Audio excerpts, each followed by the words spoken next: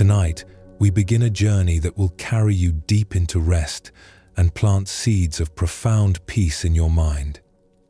These are not lessons or techniques to memorize. They are ancient Buddhist teachings that gently guide you back to the peace that has always lived within you. Before we begin, feel free to share what time it is and where you're listening from. As we journey together through this timeless wisdom, you may find your breathing naturally deepening, your body naturally relaxing. This is not something you need to force. It is the natural response of a mind that finally understands its true nature. The wisdom of Zen teaches us that peace is not something we must create. It is something already here that we must uncover. Like a clear mountain lake that becomes muddy when stirred, our minds become clouded when we struggle and grasp. Settle in now. Relax. Take a slow, deep breath. And let's begin our gentle journey into rest. One of the deepest teachings in Zen Buddhism is about acceptance. Not the kind of acceptance where we pretend to like things we don't like, or where we become passive and stop caring. True acceptance is something much more profound. It is the practice of meeting reality exactly as it is, without adding the extra layer of suffering that comes from wishing things were different.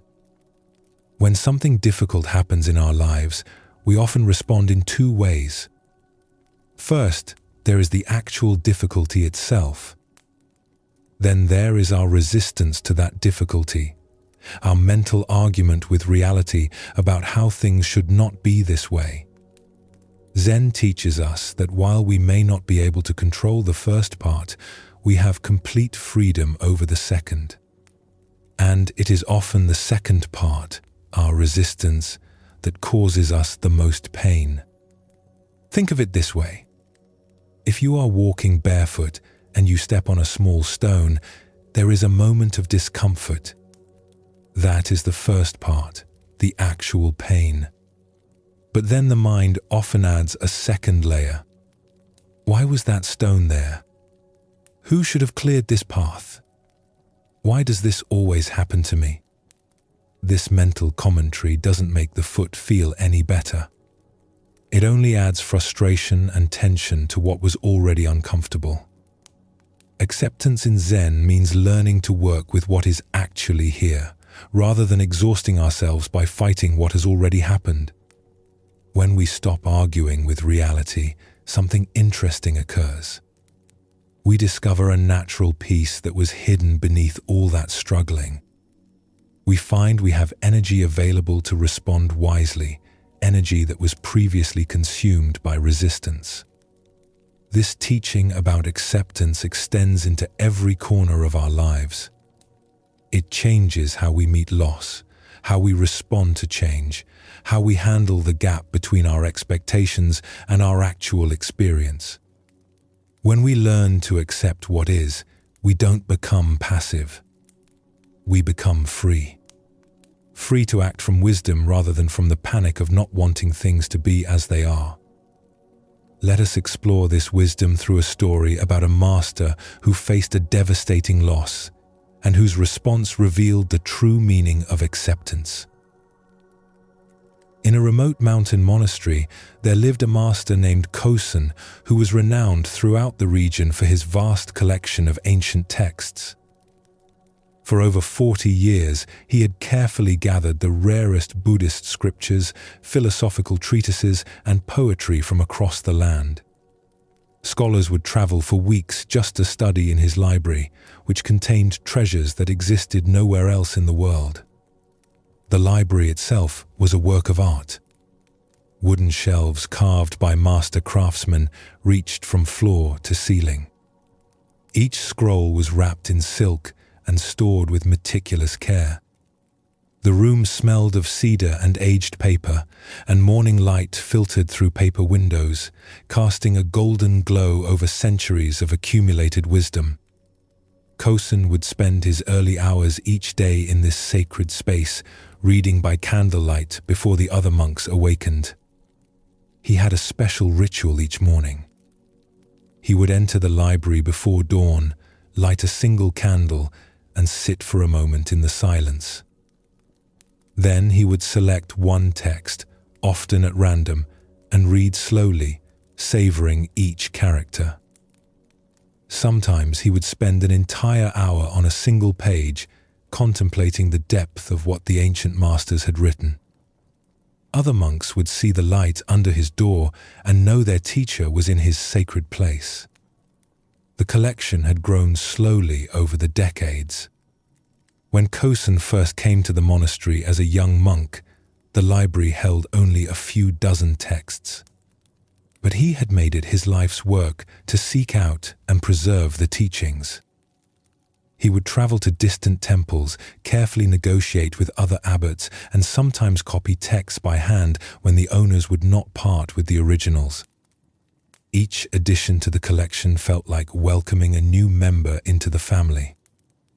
One autumn night, while the community slept, a terrible fire swept through the monastery. It started in the kitchen, where coals from the evening fire had not been fully extinguished. The flames, fed by strong mountain winds, moved with frightening speed through the wooden structures. The monastery bell rang out in alarm. Monks stumbled from their sleeping quarters into the cold night air, coughing from the smoke. They formed a line to the well, passing buckets of water, but the fire had already taken hold. The flames leapt from building to building, indifferent to the efforts of the bucket brigade. Kosen emerged from his quarters and immediately understood the situation. "Everyone to the courtyard," he called out calmly. "Make sure all our brothers are accounted for. Let the buildings go."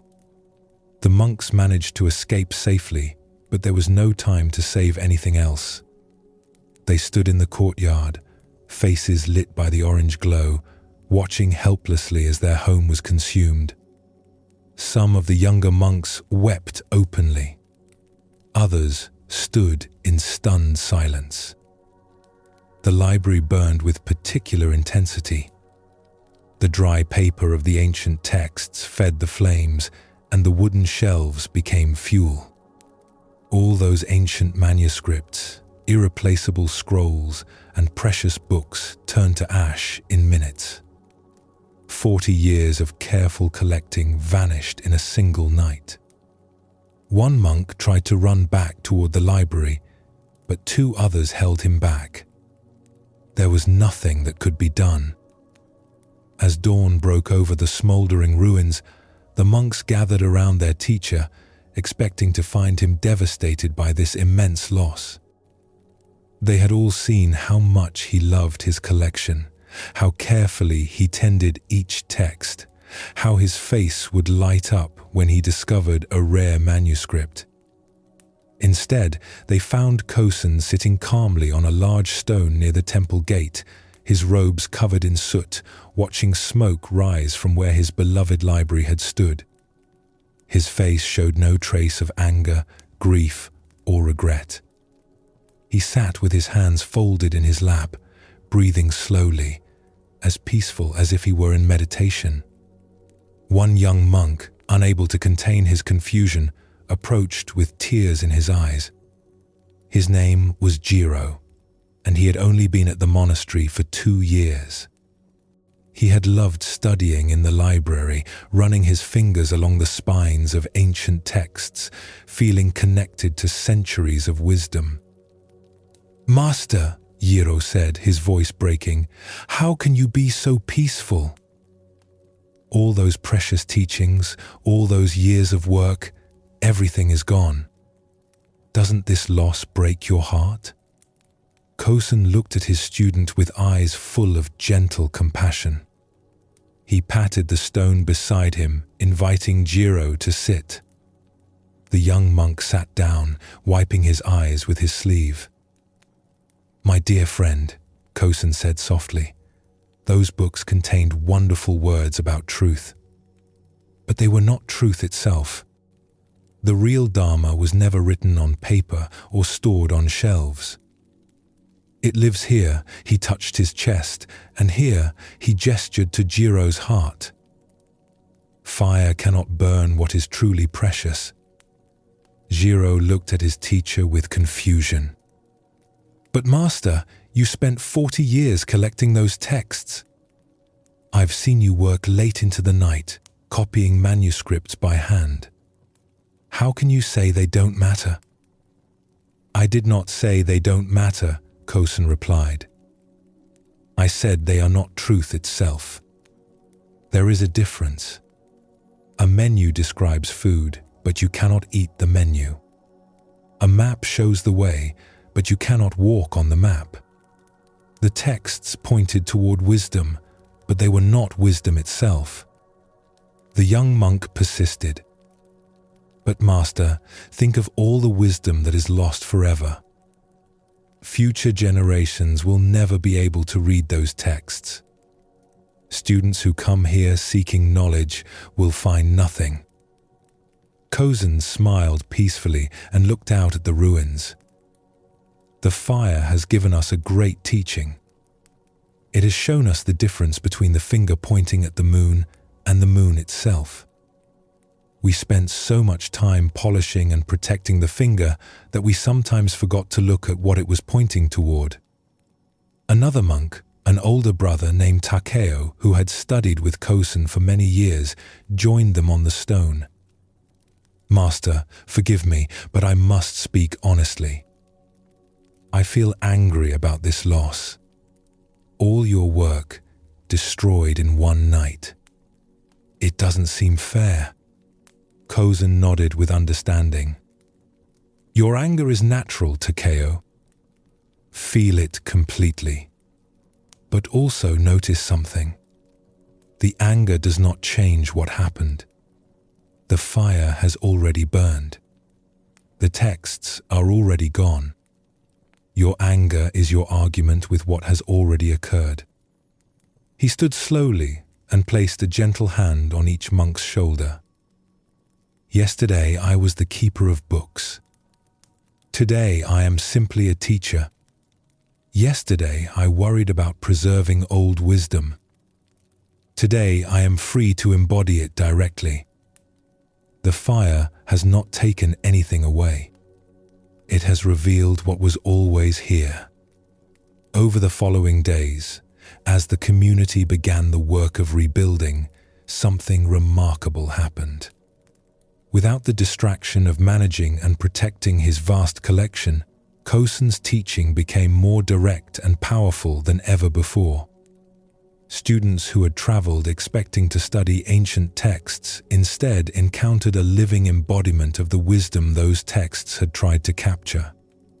In the morning, where Kosen used to be found reading in his library, he now sat with students in the ruins, teaching directly from his experience. His words had a freshness they had never had before. When students asked questions, he no longer said, "Let me show you what the sutras say about this." Instead, he spoke from the depth of his own understanding. The master had discovered that his attachment to preserving the Dharma had, in subtle ways, prevented him from fully expressing it.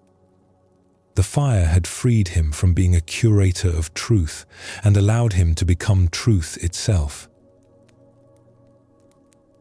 This story illuminates something profound about the nature of acceptance in Zen practice. True acceptance is not about liking what happens to us. Kosen did not celebrate the fire or pretend he was happy about losing his library. Instead, he accepted the reality of what had occurred and opened himself to whatever wisdom it might contain. In Zen, we learn that resistance to what has already happened is the source of our deepest suffering. We waste precious energy fighting battles that were already won or lost. When we stop this futile struggle against reality, we discover an inner freedom that no external circumstance can touch. The fire in this story represents all the unexpected losses and changes that life brings us. Sometimes it burns away our cherished plans, our familiar identities, or our treasured possessions. Our first instinct is to see these events as tragedies, as enemies of our happiness. But Zen teaches us to look deeper. What if every loss is also a liberation? What if what burns away was only binding us? Kosen discovered that his attachment to preserving wisdom had become an obstacle to embodying it. The fire freed him from being a keeper of truth and allowed him to become truth itself. This teaching extends to every area of our lives. When we lose a job we thought defined us, we might discover talents we never knew we had. When a relationship ends, we might find a capacity for solitude and self-reliance that strengthens us. When illness limits our physical abilities, we might develop inner resources that are far more valuable. There is something else worth noticing in this story. The young monk expected his teacher to be devastated. He came with tears in his eyes, ready to console someone who should have been broken by loss. But Kosen was sitting peacefully, simply watching the smoke rise. This teaches us something important about our assumptions. We often assume that certain events must lead to certain feelings. Loss must lead to grief. Change must lead to anxiety. Disappointment must lead to bitterness. But Zen shows us that these connections are not as fixed as we think. What causes our suffering is not the events themselves, but our relationship to those events. Kosen had spent 40 years building his collection. 40 years of careful searching, preserving, protecting. Anyone would understand if he felt crushed by seeing it all destroyed. But he had practiced acceptance so deeply that he could see beyond the surface of loss to the teaching it contained. He could recognize that what he truly valued, the wisdom itself, had never been in danger. This is the freedom that acceptance practice offers. Not freedom from difficulty, but freedom in the midst of difficulty. Not the absence of loss, but the presence of peace even when loss occurs. When we stop demanding that life should be other than it is, we discover a stability that doesn't depend on circumstances staying pleasant. The practice of acceptance begins with a simple recognition. What has already happened has already happened. Our resistance cannot change the past, but our acceptance can transform our future. When we stop fighting what is, we become available to what might be. Take another gentle breath now. Feel how your body naturally relaxes when you stop bracing against imaginary threats. This is the physical sensation of acceptance. Not collapse, but a wise yielding that conserves your energy for what truly matters. There is another dimension of acceptance that Zen teaches us to explore. Sometimes we resist not just external events, but aspects of ourselves and our experience that we judge as imperfect or inadequate. Let us turn now to a story that reveals how acceptance can transform even our relationship with imperfection itself. There was once a young student named Daiki who came to study at a mountain monastery known for its exquisite gardens. He had always been drawn to beauty and perfection, and he hoped that learning to tend these famous gardens would bring him closer to enlightenment. He imagined spending his days among perfectly arranged flowers, geometrically precise pathways, and trees pruned into ideal forms. Daiki had grown up in a merchant family in the city. His father sold fine ceramics, and from a young age, Daiki had been trained to recognize quality and spot imperfections. A crack in a bowl, a slight unevenness in glaze, these were things to be avoided, corrected, or discarded. He brought this same eye for perfection to his spiritual practice. On his first morning at the monastery, The head gardener, an elderly monk named Soshin, led Daiki on a tour of the grounds.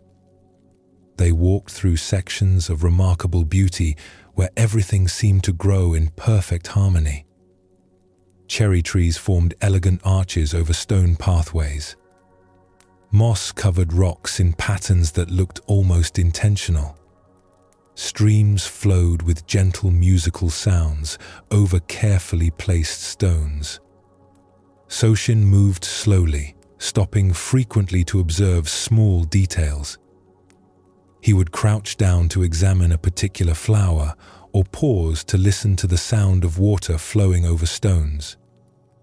His weathered hands would occasionally reach out to adjust a branch or remove a fallen leaf. Daiki tried to memorize everything, taking mental notes about which plants grew where, how the paths were designed, and how the elements worked together. "This is the formal garden," Soshin explained. "We have maintained it for 300 years. Each generation of gardeners adds their care to what came before." Daiki felt inspired. This was exactly the kind of perfection he had hoped to learn about. Every element was precisely placed. Every plant was healthy and well tended. It was like a living work of art.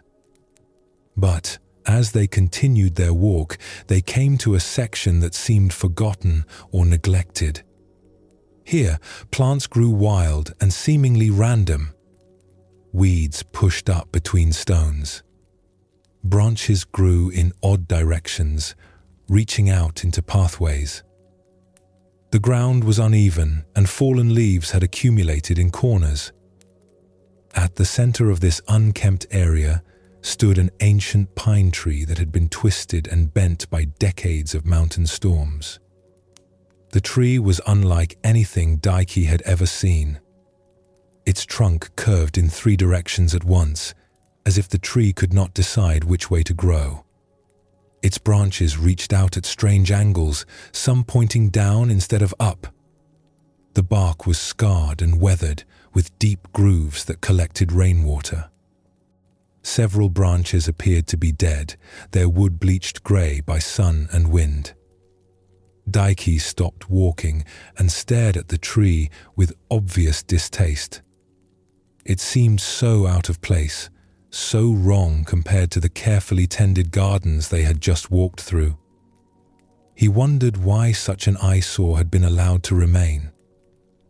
"Master Soshin," he said, trying to be respectful but unable to hide his disapproval, "surely this old tree mars the beauty of your garden. Why don't you remove it and plant something more pleasing?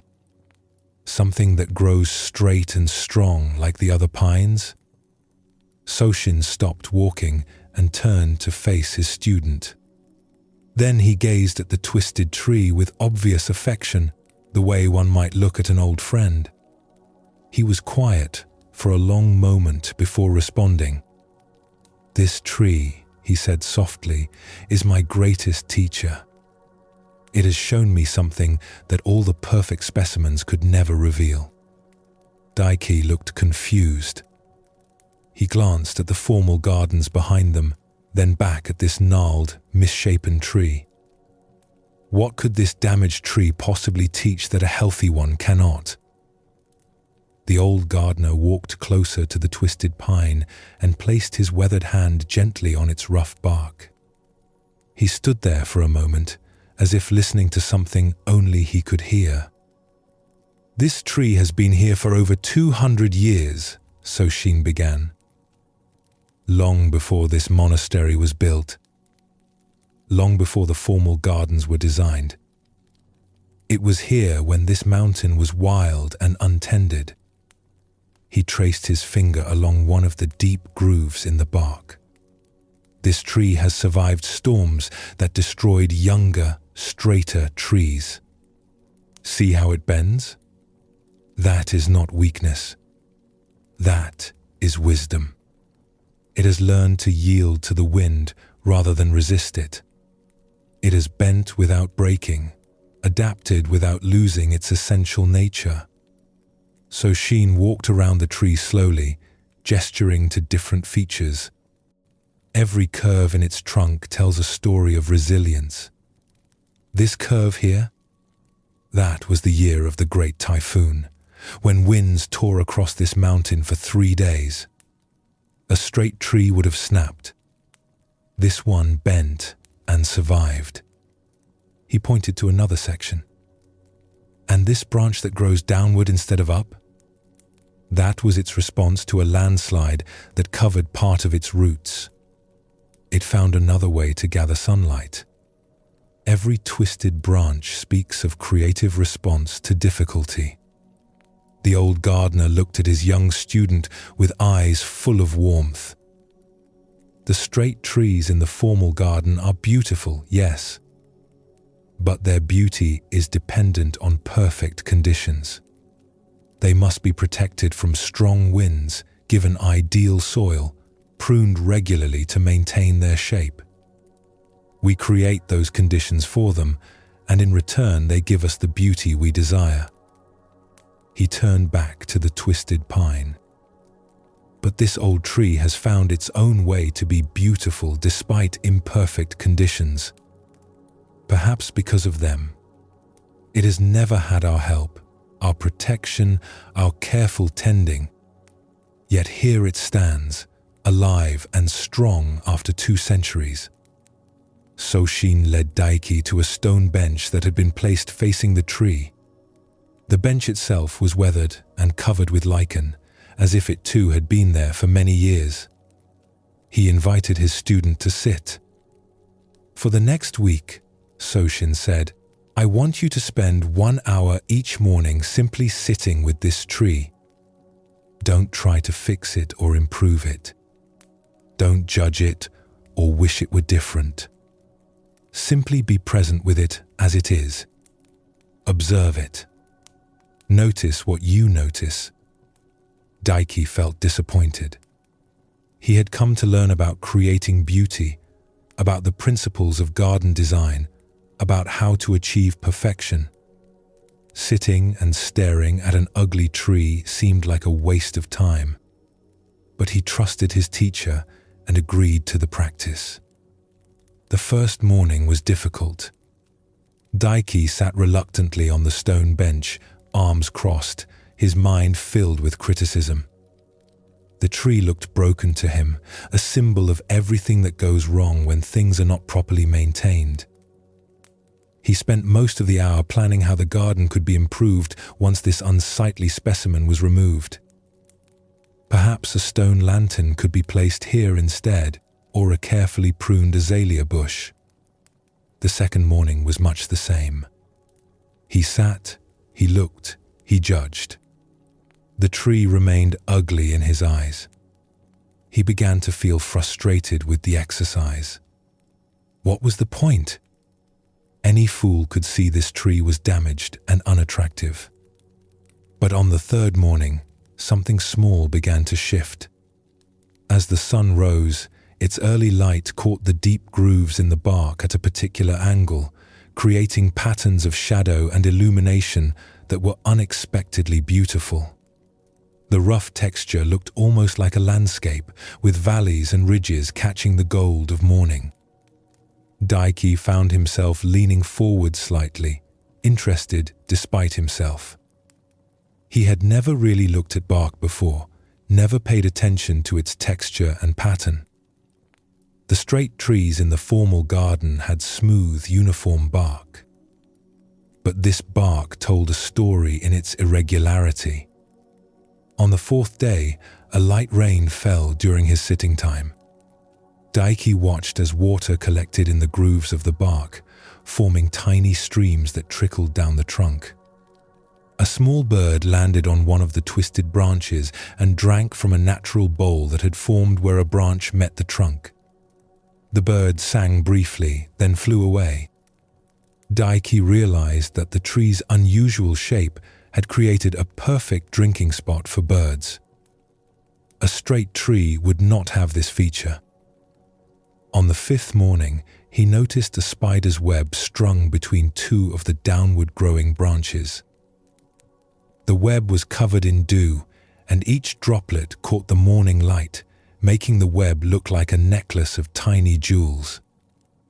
The unusual angles of the branches provided perfect anchor points for the web. Again, a straight tree could not offer this. By the end of the week, Daiki found himself looking forward to his morning time with the tree. He began arriving a few minutes early, eager to see what he might notice that day. The tree had become familiar to him, almost like an old friend. He knew which branches would catch the morning light first, where the birds preferred to land, how the shadows moved as the sun rose. On the final morning, as Daiki sat in his usual spot, Soshin joined him on the bench. They sat together in comfortable silence for a while, watching the tree in the early light. "What has the tree taught you?" the old master finally asked. Daiki was quiet for a long moment before responding. He wanted to find the right words. "It has taught me that there are different kinds of beauty. The formal gardens are beautiful like a perfect poem, each word chosen and placed with care. But this tree is beautiful like a wise face that shows its history. Every line, every scar tells a story." He paused, thinking. "I came here wanting to learn how to make things perfect, to eliminate all flaws and create ideal beauty. But the tree has shown me how to find perfection in things as they are. It has shown me that what I called flaws are actually strengths. That what I called damage is actually adaptation." Soshin nodded slowly, a slight smile on his weathered face. "The tree grows according to its nature and circumstances. It doesn't try to be a different tree. It doesn't compare itself to the straight pines and feel inferior. It simply responds to each moment with authenticity." The old gardener stood and stretched. This is the deepest teaching of Zen. Not to force ourselves or our world into predetermined shapes, but to find the natural perfection that emerges when we stop fighting what is. The tree never fought against the storms. It bent with them. It never resisted the difficult soil. It found a way to grow anyway.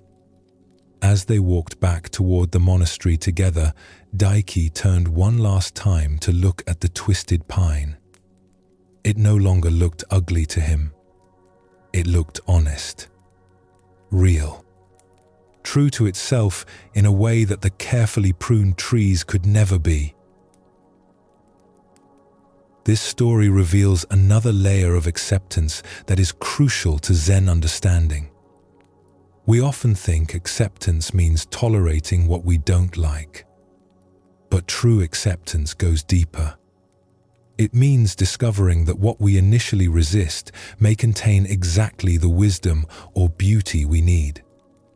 Daiki's journey from criticism to appreciation mirrors our own process. Like the twisted pine, we all carry marks from the difficulties we have faced. We all have aspects of ourselves that don't match some ideal image. Zen teaches us that these are not obstacles to peace.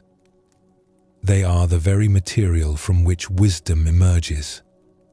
Notice how Soshin taught his student. He did not lecture about the value of imperfection. He simply invited Daiki to sit with the tree, to be present without judgment. This is how Zen teaching works. Not through concepts, but through direct experience. When Daiki stopped judging and simply looked, his perception naturally shifted. This teaching transforms how we relate to everything in our lives that seems less than ideal.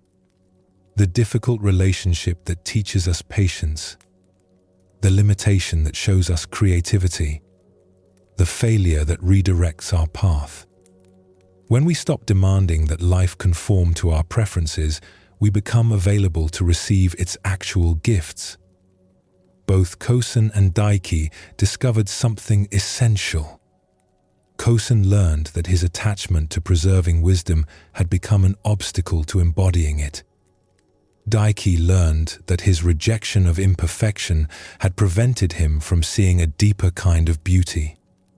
Both found freedom not by changing their circumstances, but by changing their relationship to those circumstances. The practice of acceptance begins simply. When you encounter something you want to be different, pause. Meet it with curiosity rather than judgment. Ask what it might be teaching you. This doesn't mean abandoning all effort to grow or improve. It means working with what is here rather than exhausting yourself fighting against it. As you rest now, feel how acceptance creates a natural ease in your body. Notice how you can breathe more deeply when you're not bracing against reality. This is the peace that Zen Buddhism offers. Not a peace that depends on perfect circumstances, but a peace that remains steady by meeting each moment exactly as it arrives. Tomorrow's challenges will still be there, but you need not meet them with resistance. You can meet them with the flexible strength of the ancient pine, bending without breaking, finding your own authentic way to thrive. Sleep comes naturally to a mind that has learned to accept what is. In Zen Buddhism, compassion is understood as something far deeper than simply feeling sorry for others or being nice when it is convenient. True compassion begins with a radical understanding. It sees that beneath every harmful action lies some form of suffering. Beneath every difficult behavior lies pain that has not been met with kindness. When someone acts in ways that hurt others, our first response is often anger or judgment. We see the harmful action and we want to push it away, to punish it, to make it stop. This is natural, but Zen teaching invites us to look deeper. What pain drives this behavior? What suffering has gone unmet? When we can see the hurt beneath the harm, we open the door to genuine transformation. Compassion in this tradition is not weakness. It is not naive acceptance of harmful behavior. It is the wisdom to respond to the root cause rather than just reacting to the symptoms. When we meet suffering with understanding instead of punishment, we create conditions where healing becomes possible. But there is another teaching about compassion that is equally important, perhaps even more so. Before we can truly offer compassion to others, we must learn to offer it to ourselves. Many of us carry an inner voice that is harsh and critical, far harsher than we would ever be with a friend. We judge our mistakes mercilessly. We attack ourselves for being imperfect. We demand of ourselves what we would never demand of another person. This internal harshness is a form of violence we commit against ourselves every day. And Zen teaches that we cannot offer what we do not have. If we show only cruelty to ourselves, how can we show true kindness to others? The compassion we cultivate within becomes the foundation for all the compassion we offer outward. Let us explore this wisdom through a story about a man who discovered that compassion has the power to transform even the most difficult situations. In a small village at the edge of a vast forest lived a baker named Kenji, who was known for his kind heart and generous spirit. Every morning before dawn, he would light his ovens and begin preparing fresh bread for the day. The warm smell of baking would drift through the village streets, waking people gently and filling their hearts with anticipation. Kenji had a simple practice that he had maintained for many years. He would always bake a few extra loaves each day and leave them on a wooden shelf outside his shop with a small sign that read, "For those who need them." Travelers, poor families, and anyone who was hungry could take what they needed without having to ask or explain their circumstances. Kenji never kept track of how many loaves were taken. He simply baked extra each day and trusted that the bread would find its way to those who needed it most. The village had always been peaceful, and Kenji's practice had never caused any trouble. People took only what they needed, and often those who took bread 1 month would return the next to leave a small coin or a bundle of vegetables in gratitude. But one harsh winter, when snow fell for weeks without stopping and food became scarce, everything changed. A group of desperate men who had been living rough in the forest began coming into the village at night, taking whatever they could find. They would break into shops and homes, stealing food, tools, and anything of value they could carry. The village lived in fear. Families barred their doors at night. Shopkeepers began sleeping in their stores to protect their goods. Everyone was angry and frightened. Kenji's shop was robbed 3 times in 2 weeks. The first time, the thieves took not just the free bread from the shelf outside, but also coins from his cash box and several bags of flour from his storeroom. The second time, they took more flour and broke his mixing bowls searching for hidden money. The third time, they overturned his carefully organized workspace, leaving flour spilled across the floor and tools scattered everywhere. Each time, Kenji would arrive in the morning to find the damage. He would quietly clean up, repair what he could, and begin baking again.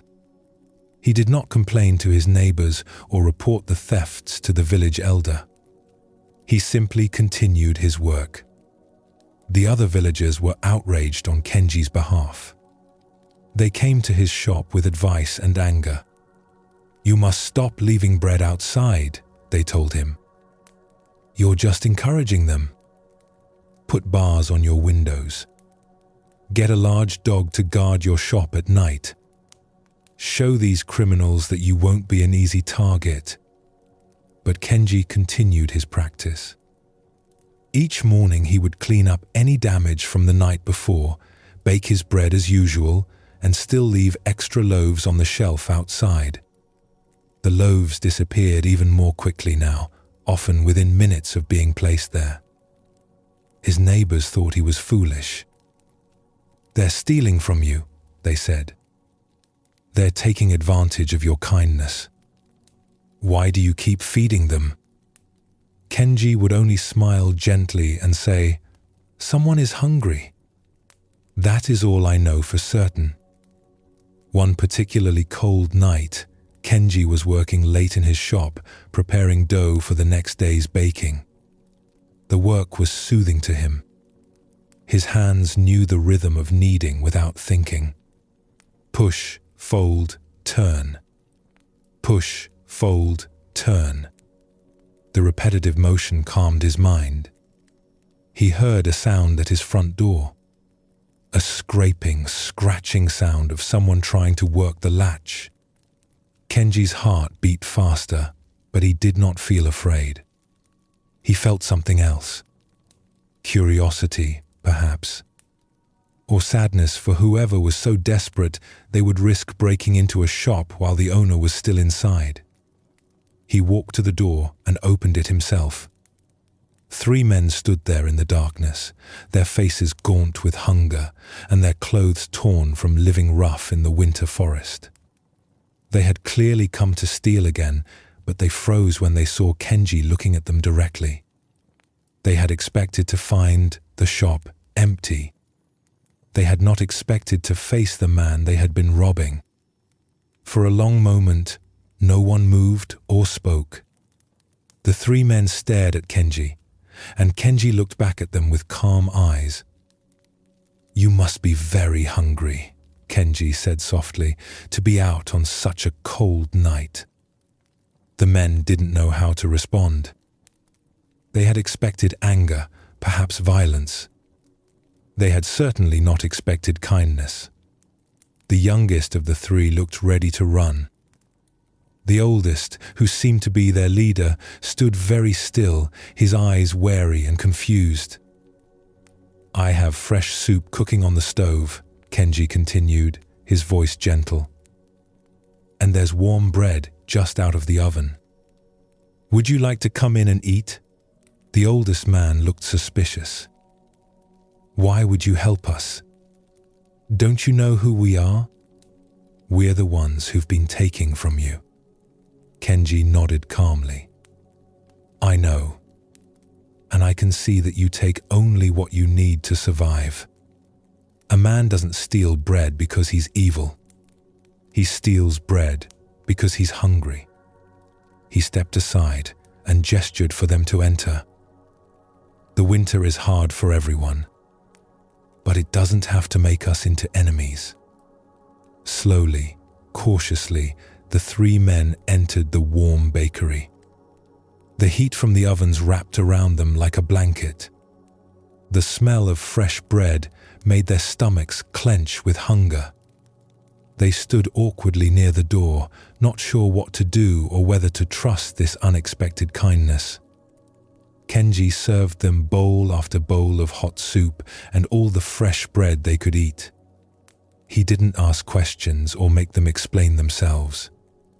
He simply gave them food and let them eat in peace. As they warmed up and filled their empty stomachs, tension gradually left their bodies. Their hands stopped shaking. Their faces began to show something other than fear and desperation. When they had eaten their fill, they began to talk. Not because Kenji asked, but because his quiet presence made them feel safe enough to speak. They told him their stories. They had all worked at the iron mine in the next valley. When the mine closed suddenly, they lost their jobs. With no work available and their savings gone, they had been forced to leave their homes and live in the forest. We tried begging at first, the youngest one said, his eyes downcast with shame. But the villagers chased us away. They said we were lazy, that we should find work. But there is no work. We looked everywhere. We never wanted to hurt anyone, the middle one added. We just didn't want to starve. Kenji listened to all of this with deep attention. When they finished speaking, he sat quietly for a moment, thinking.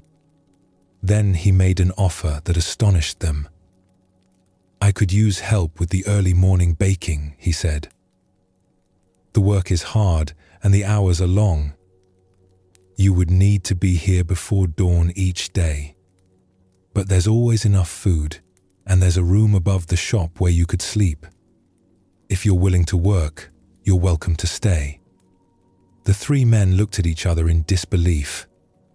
They had come to steal from this man, and he was offering them jobs and shelter. The oldest man shook his head slowly, tears forming in his eyes. Why would you trust us? We've robbed you 3 times. Kenji smiled gently. Because I believe that people do better when they're given the chance to do better. You stole because you were desperate. But desperation isn't who you are. It's just a situation you were in. And now you have the chance to be in a different situation. The men stayed. They worked harder than any employees Kenji had ever had, grateful beyond words for the chance to earn an honest living again. They were up before dawn each day, their hands white with flour, their faces showing the satisfaction that comes from honest work. Within a few months, the bakery was more prosperous than it had ever been. The village became peaceful again. The 3 men who had been feared as dangerous thieves became known as reliable workers and good neighbors. Years later, when people would ask Kenji why he had chosen kindness over punishment, he would say, fear creates more fear. Anger creates more anger. But compassion has the power to transform even the most difficult situations. When we respond to suffering with understanding instead of judgment, we give everyone involved the chance to become better than they were before. This story shows us something essential about compassion in Buddhist teaching. Kenji understood what many of us forget. The thieves were not evil people who enjoyed causing harm. They were human beings caught in desperate circumstances, acting out of pain and need rather than malice. When he responded to their actions with compassion instead of anger, he created the conditions for genuine transformation. The other villagers saw only the harmful actions. They wanted protection, punishment, barriers. These responses are natural and sometimes necessary. But Kenji saw deeper. He saw the suffering that drove the behavior, and he had the courage to respond to that suffering rather than just reacting to its symptoms. This is what Buddhist compassion looks like in action. Not ignoring harmful behavior or pretending everything is fine, but meeting the root cause with understanding and offering a genuine path toward healing. The three men did not stop stealing because they were punished. They stopped because someone saw their humanity and offered them a way back to their own dignity. Notice also that Kenji's compassion was practical, not just emotional. He didn't simply feel sorry for the men. He offered them real work, real shelter, a real opportunity to change their situation. Compassion in Zen is not passive sympathy. It is active engagement with suffering, working to create conditions where transformation becomes possible. When we learn to see this way, to look beneath harmful actions to the suffering that drives them, we become agents of healing rather than agents of more pain. This doesn't mean accepting all behavior or putting ourselves in danger. It means understanding that lasting solutions come from addressing root causes rather than just reacting to symptoms. Now, let us turn to another essential aspect of compassion, one that many people overlook: the compassion we show to ourselves. For we cannot truly offer to others what we have not learned to offer to ourselves. There was once a student named Miki who came to study at a mountain temple known for its rigorous meditation practice. She had heard stories about monks there who could sit in perfect stillness for hours, their minds clear and calm, their practice strong and unwavering. She wanted desperately to achieve this same level of mastery. Miki had always been someone who demanded a lot from herself. As a child, she had been praised for her discipline and criticized for her mistakes. She learned early that love and approval came through achievement and perfection. She brought this same approach to her spiritual practice, believing that if she just tried hard enough, she could force herself to become enlightened. She threw herself into the practice with fierce determination. Each morning she would rise at 3, a full hour before the other students, to get extra meditation time. She would sit through meals in silence, barely eating, her mind focused on spiritual matters instead of the simple act of nourishing her body. She pushed herself to meditate for longer periods than anyone else, often sitting until her legs went completely numb and her back ached terribly. But instead of the peace and clarity she sought, Miki found her mind becoming more agitated and critical than ever before. During meditation, she would attack each wandering thought with harsh inner commentary. Focus, she would command herself. Stop being so undisciplined. Other students can do this easily. What's wrong with you? When her meditation felt scattered, she would punish herself by skipping meals or adding extra hours of sitting, even when her body was exhausted. When she felt drowsy during practice, she would scold herself for being lazy and weak. Her entire inner dialogue became a constant stream of judgment and disappointment. After months of this harsh self-treatment, Miki was more miserable than when she had arrived. Her body was thin and tired from skipping meals and pushing too hard. Her mind was exhausted from constant criticism. Her heart felt heavy with shame about what she saw as her failures. She felt like she was the worst student at the temple, incapable of even the most basic spiritual practice. One morning, after a particularly difficult meditation session where she had berated herself for every wandering thought, Miki went to the temple's small garden to cry in private. She sat beneath a cherry tree on a stone bench, tears running down her face, feeling like a complete failure. Master Yuki, the temple's elderly teacher, happened to be walking through the garden. She was a small woman with white hair and deep laugh lines around her eyes. When she saw Miki's distress, she sat down quietly beside her on the bench. She didn't say anything at first. She just sat there, present and calm.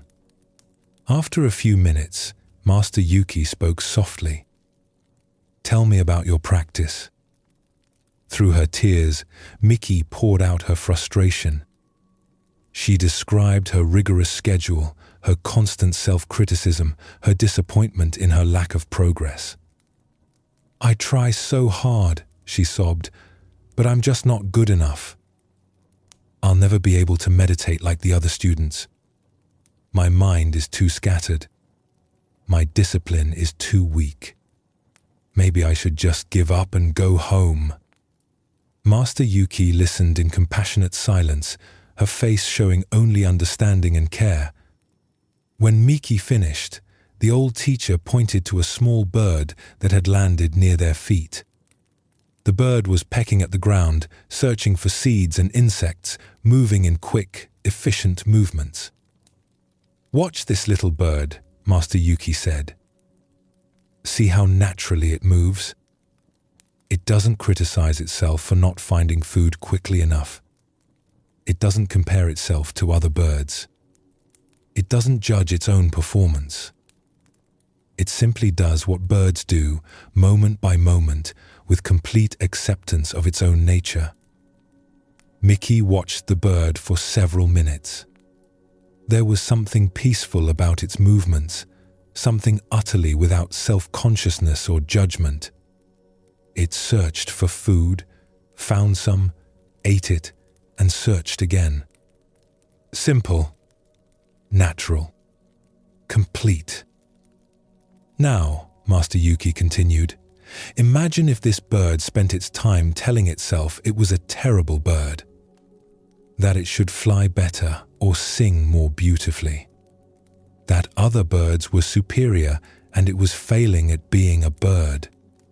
What would happen to its natural ability to find food and shelter? What would happen to its simple joy in being alive?" Miki understood immediately. It would be too busy criticizing itself to do what it naturally knows how to do. Master Yuki nodded. "You came here to learn peace and compassion.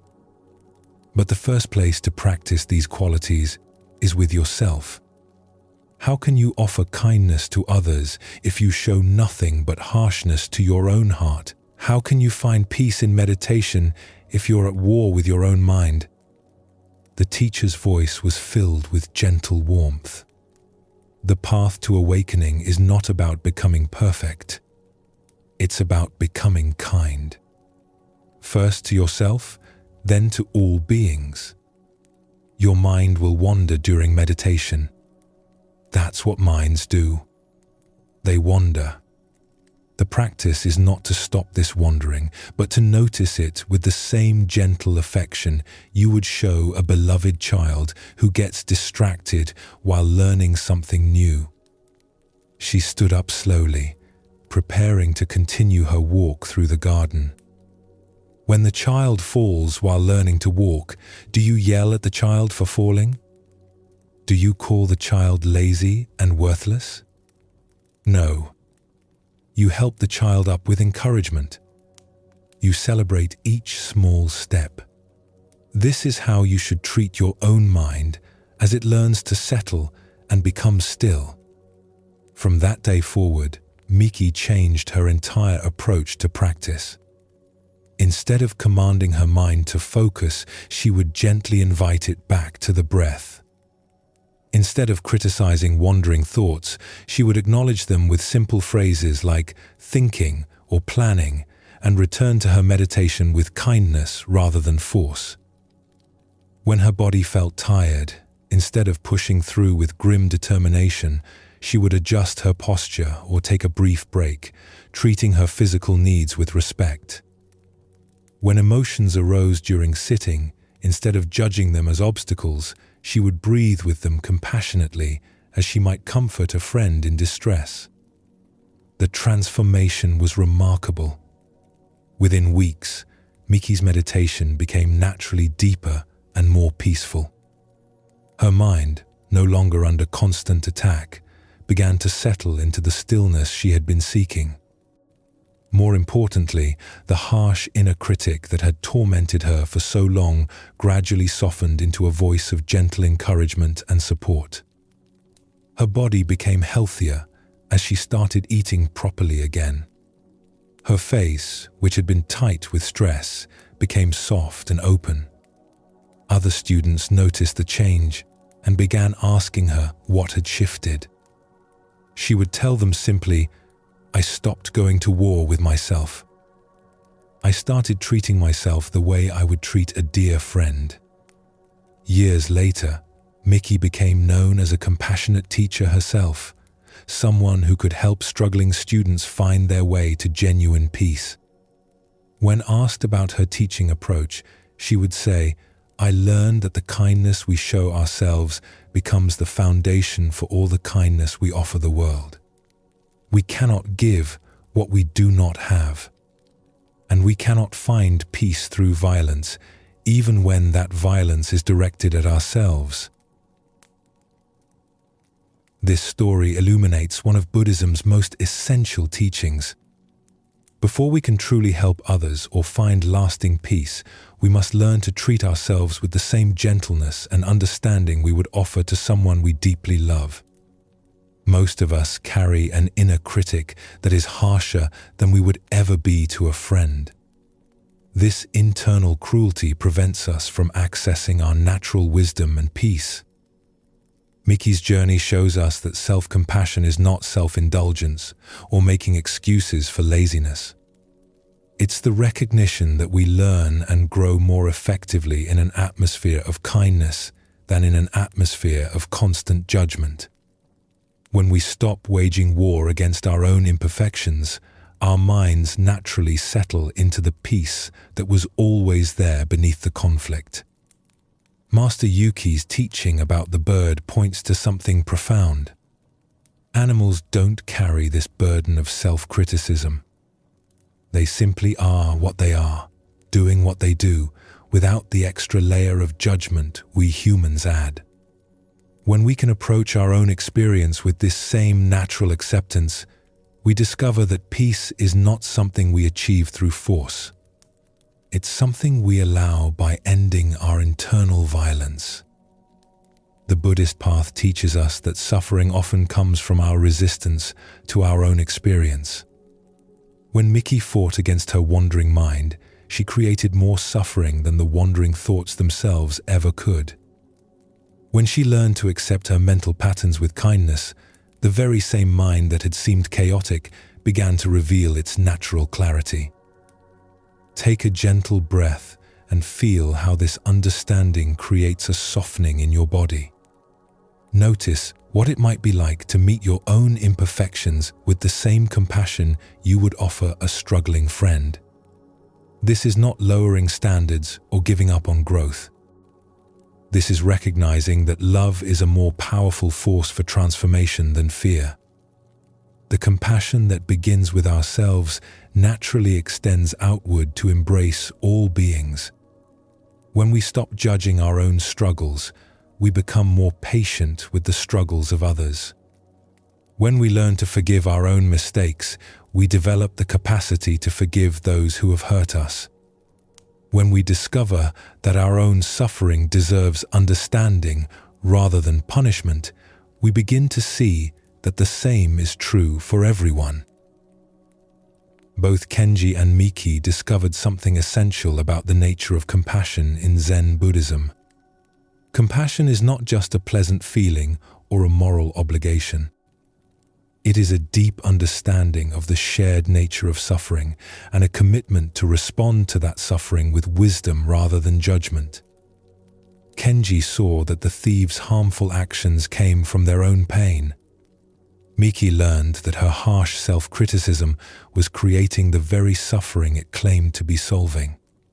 Both found freedom by meeting suffering with understanding rather than punishment. This is the gift that Buddhist teachings offer, a way of relating to difficulty that doesn't add more pain to what is already painful. When we learn to respond with compassion, both to others and to ourselves, we stop being agents of additional suffering in the world. We become sources of healing instead. As you rest now, feel how this teaching settles in your heart. Notice any places where you might be holding yourself with harshness rather than kindness. What would it feel like to approach these areas the way Master Yuki approached Miki, with gentle understanding and patient encouragement? The peace that comes from this practice is profound because it doesn't depend on being perfect. It depends only on being kind.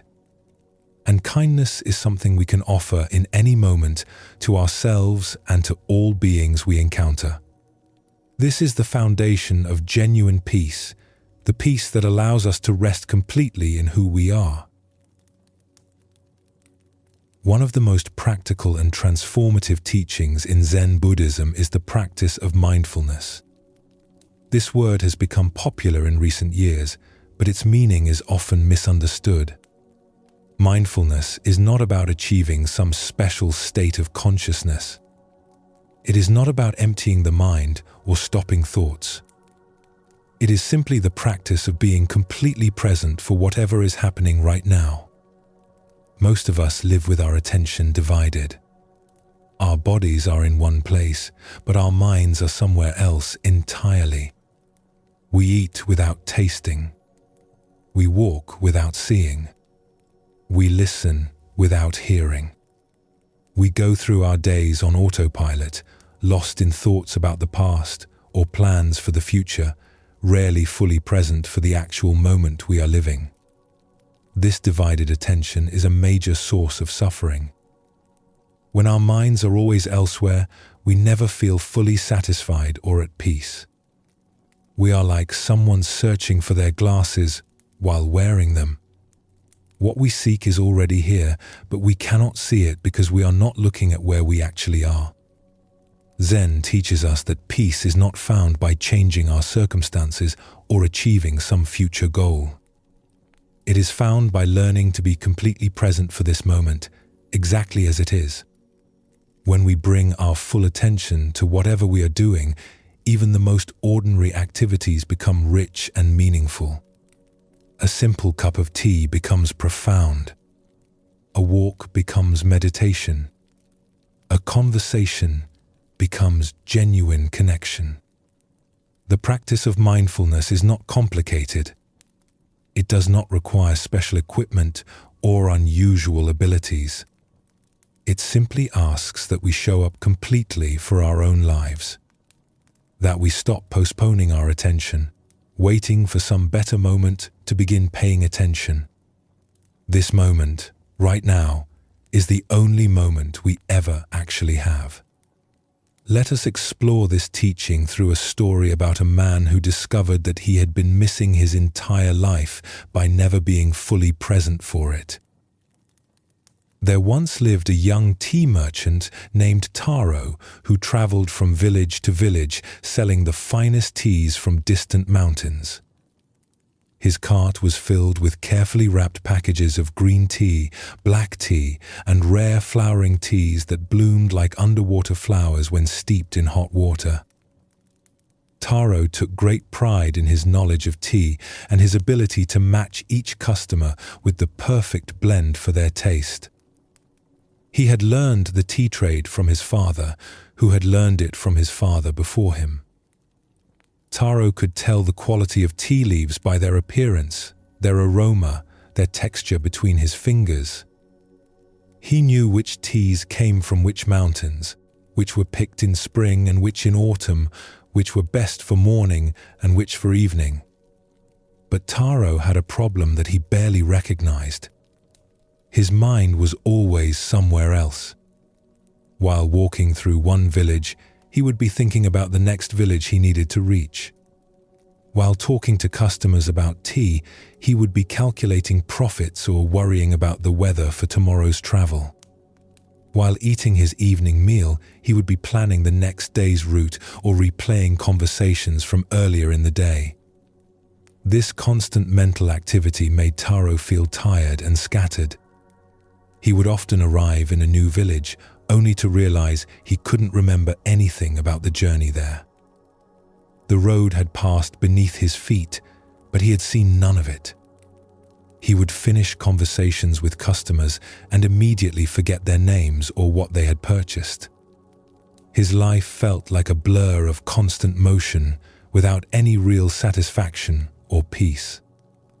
Despite his success as a merchant, Taro felt empty. Each day was the same. Wake up, pack the cart, travel to the next village, sell tea, eat a quick meal, sleep, and start again. He kept thinking that happiness would come when he earned enough money, or when he could afford to slow down, or when he finally reached some undefined point in the future where his life would truly begin. One evening, as winter approached and the days grew shorter, Taro arrived in a mountain village just as the sun was setting. He was exhausted from a long day of travel and eager to find lodging for the night. As he walked through the quiet streets pulling his cart, he noticed a small tea house with warm light glowing from its windows. Inside, he could see an elderly woman sitting alone at a low table, slowly preparing tea with careful, deliberate movements. Something about her presence caught Taro's attention. She seemed completely absorbed in what she was doing, as if nothing else in the world existed except the tea ceremony unfolding before her. Taro knocked gently on the door and asked if he might shelter there for the night. The woman, whose name was Sachiko, welcomed him warmly and invited him to sit while she finished preparing the tea. She moved with a slowness that seemed almost ceremonial, but there was nothing stiff or formal about it. Each gesture appeared natural, effortless, complete. "I am a tea merchant," Taro said as he settled his tired body onto a cushion. "I have teas from all over the region. Perhaps you would like to try some of my finest varieties. I have a spring-picked silver needle white tea that is truly exceptional." Sachiko smiled gently and continued her slow, meditative movements. "Thank you for your generous offer," she said. "But first, would you join me in drinking this tea I have already prepared? It is just simple green tea, nothing fancy or expensive." Taro agreed, though he was eager to show off his premium selections. Sachiko poured the tea into small, humble clay cups that looked handmade. Their glaze was uneven, their shapes slightly irregular. She placed one cup before Taro with both hands, as if offering something precious. Then she lifted her own cup and took a slow, appreciative sip. Taro lifted his cup and took a quick drink, ready to comment on the quality and suggest improvements. His mind was already preparing his sales pitch. But before he could speak, Sachiko asked quietly, "What did you taste?" The question surprised Taro. "Well, it's green tea. Decent quality, though I have much better varieties in my cart. The leaves could be picked earlier in the season for a more delicate flavor, and the water temperature seems a bit high for this grade of tea, which brings out some bitterness that could be avoided if—" "No," Sachiko interrupted gently. I didn't ask you to analyze or compare. I asked what you tasted. Right now, in your mouth, what do you actually taste? Taro paused, confused. He lifted the cup again and took another sip, this time trying to focus on the actual sensations in his mouth. But his mind immediately began its familiar pattern of comparison and evaluation. This tea was not as refined as his best green teas. The water was indeed too hot. The leaves had been oversteeped slightly. Try once more, Sachiko suggested. But this time, drink as if you have never tasted tea before. As if this is the first sip of tea in your entire life. Taro found this instruction strange, but something in the woman's peaceful presence made him want to try. He lifted the cup very slowly. Watching the steam rise from its surface, he brought it to his lips and took the smallest possible sip. Instead of thinking about the tea, he tried to simply experience it. For the first time, he noticed the warmth spreading across his tongue. He felt the subtle astringency that made his mouth feel slightly dry. He detected a hint of sweetness that appeared after the initial bitterness faded. There was an earthy quality that reminded him of morning mist over mountain forests. He could taste the mineral content of the water, the slight grassiness of the leaves, even a faint nuttiness in the aftertaste. Now what did you taste? Sachiko asked. I actually tasted the tea, Taro said, surprised by his own response. Not my thoughts about the tea, but the tea itself. Sachiko nodded approvingly. Most people spend their whole lives drinking tea without ever really tasting it. They are so busy thinking about the tea, comparing it to other teas, judging whether they like it or not, that they miss the direct experience of drinking. She poured him another cup. Try again. This time, also notice what it feels like to hold the warm cup in your hands. Notice the sensation of swallowing. Pay attention to the steam rising from the surface. Taro spent the next hour drinking tea with a level of attention he had never experienced before. Each sip became a small meditation. He noticed how his breathing naturally slowed when he focused completely on the present moment. His racing thoughts settled into quiet appreciation for what was actually happening right now. He discovered that the temperature of the cup changed as he held it. He noticed the weight of the liquid in his mouth before swallowing. He felt the warmth traveling down his throat and spreading through his chest. He saw how the color of the tea changed slightly as it cooled. Each tiny detail became fascinating when he gave it his complete attention. This is how I learned to find peace, Sachiko told him as the evening grew late. Not by changing my circumstances, but by showing up fully for whatever was already here. I have been making tea in this same simple way for 30 years, and I discover something new every single time because I am truly present for the experience. She looked at him with kind eyes. You travel constantly, seeking success and security. But you are never where you actually are. Your body walks the roads, but your mind is always somewhere else. How can you find peace when you are never present for your own life? That night, Taro slept more deeply than he had in months. The next morning, as he prepared to continue his journey, he found that everything felt different. As he loaded his cart, he noticed the weight and texture of each package in his hands. As he walked through the village, he heard birds singing that he had never noticed before. The morning air felt fresh and alive against his skin. From that day forward, Taro's approach to his work completely changed. Instead of rushing through his days with his mind elsewhere, he began to practice what Sachiko had shown him. When talking with customers, he listened fully to their words instead of planning his next sales pitch. When walking from village to village, he noticed the changing landscape, the feel of his feet on the path, the rhythm of his breathing.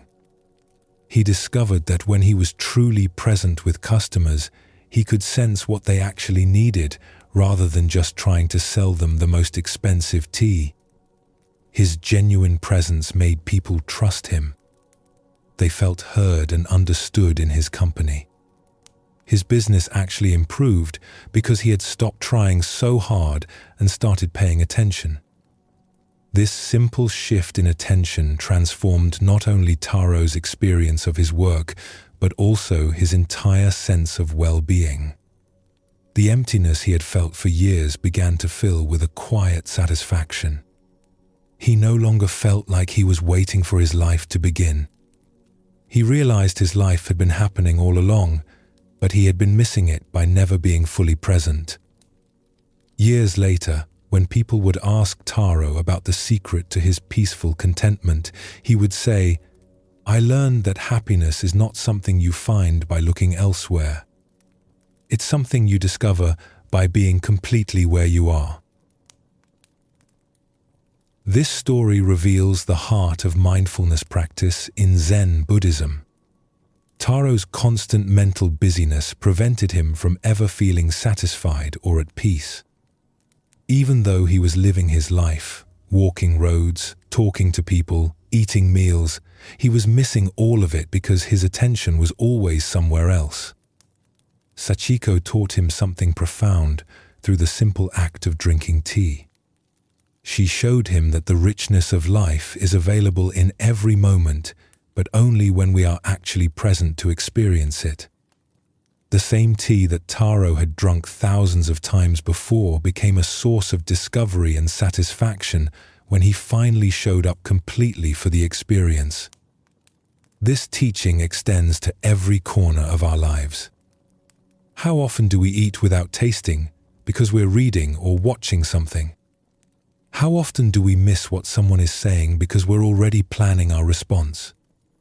How often do we walk through beautiful places without seeing them because we're lost in thought?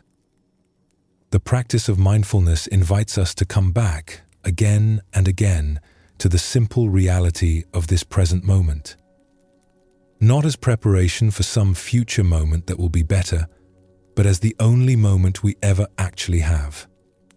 When we learn to be fully present, ordinary activities become extraordinary. The simple act of drinking tea, walking a path, or listening to another person becomes rich with meaning and satisfaction. Taro discovered that he had been postponing his life, always waiting for some future time when things would be different and he could finally be happy. But Sachiko showed him that the only time available for happiness is right now. Not later, after we achieve our goals or solve our problems. Right now, in this breath, in this step, in this moment of awareness. The practice of mindfulness is sometimes misunderstood as a technique only for peaceful moments. But Zen teaches us that presence is even more important during difficult times. Let us explore how mindfulness can transform our experience even when facing loss and grief. In a mountain village, there lived a master named Josen, who was known throughout the region for his ability to remain calm and centered no matter what was happening around him. Students would come from distant temples to learn from him, hoping to discover the secret of his unshakable peace. Master Josen's temple was a place of harmony and order. The daily routine was predictable and serene. Meditation in the morning, work in the gardens during midday, study in the afternoon, and evening ceremonies as the sun set. The community lived in rhythm with the seasons, each day flowing naturally into the next. Josen had been teaching at this temple for 20 years. He had trained many students, all of whom respected him deeply. But his most devoted student, a young monk named Kaku, was struggling with doubt about his teacher's reputation. Kaku had been living at the temple for 2 years, and while he found Master Josen to be wise and kind, he had never seen him face any real difficulties. The temple was peaceful, the community was harmonious, and their daily routine was predictable and comfortable. Everything in Josen's life seemed ideal. Kaku began to wonder if his teacher's calmness was simply the result of living in such protected circumstances. Anyone can be peaceful in a place like this, Kaku confided to his friend one evening. But what would happen if Master Josen faced real problems? Would he still be so calm if his world was turned upside down? It's easy to be serene when nothing bad ever happens. One autumn morning, Kaku's question was answered in a way he had not expected. A messenger arrived at the temple with devastating news. Bandits had attacked Master Josen's home village during the night. His elderly mother and younger brother, who still lived there, had been killed in the violence. The family home where Josen had grown up had been burned to the ground. Kaku watched his teacher's face carefully as he received this terrible news. For a moment, Josen's eyes filled with tears and his body seemed to sag with the weight of grief. But then, something remarkable happened. Instead of collapsing in despair or raging against the tragedy, Josen simply sat down on a nearby stone and began to breathe slowly and deeply. "Master," the messenger said urgently, "shouldn't you leave immediately? There may be arrangements to make, ceremonies to plan for your family." Josen nodded gently. "Yes, I will go. But first, I need a few moments to be present with this news and what it means." Kaku was amazed. His teacher was facing the worst possible tragedy, and yet he was not running around frantically or drowning in despair. Instead, he was sitting quietly, apparently paying careful attention to his own grief and shock. After several minutes of silent breathing, Josen stood up calmly.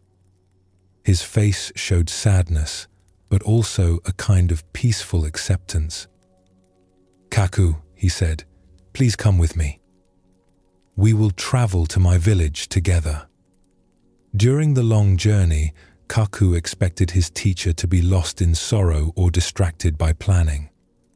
Instead, he found that Josen was more present and attentive than ever. When they stopped to rest, Josen noticed the changing colors of the autumn leaves. When they encountered other travelers, he listened to their stories with complete attention. When they shared simple meals, he ate with obvious appreciation for the food. "Master," Kaku finally asked, unable to contain his confusion, "how can you notice such small things when something so terrible has happened? Shouldn't you be too upset to pay attention to autumn leaves and simple meals?" Josen stopped walking and looked at his student with eyes that held both deep sadness and profound peace. "Kaku, this is exactly when mindful attention matters most. When we're overwhelmed by tragedy, our first instinct is to escape from the present moment. We get lost in thoughts about what we should have done differently, or we imagine all the ways the future will be ruined by this loss." He gestured to the forest path they were walking. But escaping into mental stories about the past or future doesn't help anyone. My mother and brother are gone, and no amount of mental anguish will bring them back. What I can do is honor their memory by staying fully present for whatever needs my attention right now. Josen picked up a fallen leaf and studied its intricate pattern of veins. If I spend this journey lost in thoughts of regret or worry, I miss the opportunity to appreciate the beauty they would have wanted me to see. If I'm too distracted by grief to listen carefully to the people we meet, I might miss chances to help someone who needs it. He looked directly at Kaku. Mindfulness is not about avoiding difficult emotions or pretending everything is fine. It's about being present for all of life, including the painful parts. When I sit with my grief mindfully, I can feel it completely without being destroyed by it. When I stay present even in sorrow, I remain available to respond wisely to whatever needs my care. When they reached the village, Kaku saw his teacher's wisdom in action. Because Josen was fully present for each conversation and decision, he was able to comfort other grieving families, arrange meaningful ceremonies, and handle practical matters with clarity and compassion. His mindful attention allowed him to be genuinely helpful during a time when many people would have been too overwhelmed to think clearly. That evening, as they sat by the graves of his mother and brother, Josen wept quietly. But even his tears seemed different from ordinary crying. They flowed naturally without the desperate grasping or bitter resentment that often accompanies grief. He was present for his sorrow without being consumed by it. "Now I understand," Kaku said softly. "You're not peaceful because you don't have problems. You're peaceful because you know how to be present with whatever problems arise." Josen nodded. Mindfulness doesn't make difficulties disappear, but it prevents us from making our difficulties worse by fighting against them or running away from them. When we can stay present even with pain, we discover that we're much stronger and more resilient than we realized. He placed his hand on his student's shoulder. "Life will bring joy and it will bring sorrow, success and failure, gain and loss. These are not things we can control. But we can learn to meet each experience with presence rather than resistance. And in that presence, we find a peace that doesn't depend on circumstances being pleasant." This profound story shows us that mindfulness is not a practice only for peaceful times. It becomes especially valuable during our most challenging moments because it prevents us from adding mental and emotional turmoil to whatever difficulties we're already facing. Josen's response to tragedy demonstrates that being present doesn't mean being emotionless or detached. He felt his grief fully, but didn't get lost in it. He experienced his sorrow without letting it take over his entire being. This is the balance that Zen Buddhism teaches. Neither suppressing our emotions nor being overwhelmed by them. When we face loss, disappointment, or crisis, our minds often make things worse by spinning stories. Stories about how terrible everything is, how unfair life is, how we'll never recover from this setback. These mental additions to our actual experience create much more suffering than the original problem ever could. Mindful presence offers a different way to meet difficulty. Instead of fighting against painful emotions or drowning in them, we can learn to be present with them. When we breathe with our sadness instead of resisting it, when we acknowledge our fear without being controlled by it, we discover that we can handle much more than we thought possible. Notice how Josen continued to appreciate the autumn leaves and simple meals even while grieving. This was not distraction or avoidance. It was his way of staying connected to life even in the midst of loss. By remaining present for both the sorrow and the beauty, he honored his family's memory while also staying available to help others. The teaching here is that we don't have to wait for life to become problem-free before we can find peace. We can learn to be at peace even in the midst of challenges by staying present for what's actually happening rather than getting lost in our stories about what's happening. As you rest now in this understanding, feel how the practice of presence creates a sense of groundedness. Even if your life contains challenges or uncertainties, this moment right now is manageable. You can breathe with whatever you're experiencing. You can be present for your own life as it unfolds. This is the gift that mindfulness offers in Zen Buddhism. Not the elimination of all problems, but the discovery that we can meet any problem with awareness and presence. Not the promise that life will always be comfortable, but the wisdom to find peace within whatever life brings. The path of mindfulness is simple, but not always easy. It asks us to come back, again and again, from our mental wandering to the reality of this present moment. But each time we return, we strengthen our capacity to be fully alive. Each time we choose presence over distraction, we deepen our experience of peace that doesn't depend on external circumstances. In Zen Buddhism, there is an important distinction between knowledge and wisdom. Knowledge is something we collect in our minds. We read books, study teachings, memorize concepts. We become experts at explaining ideas and discussing philosophy. This kind of knowledge is valuable in its own way, but it often remains separate from our actual lived experience. Wisdom is something different.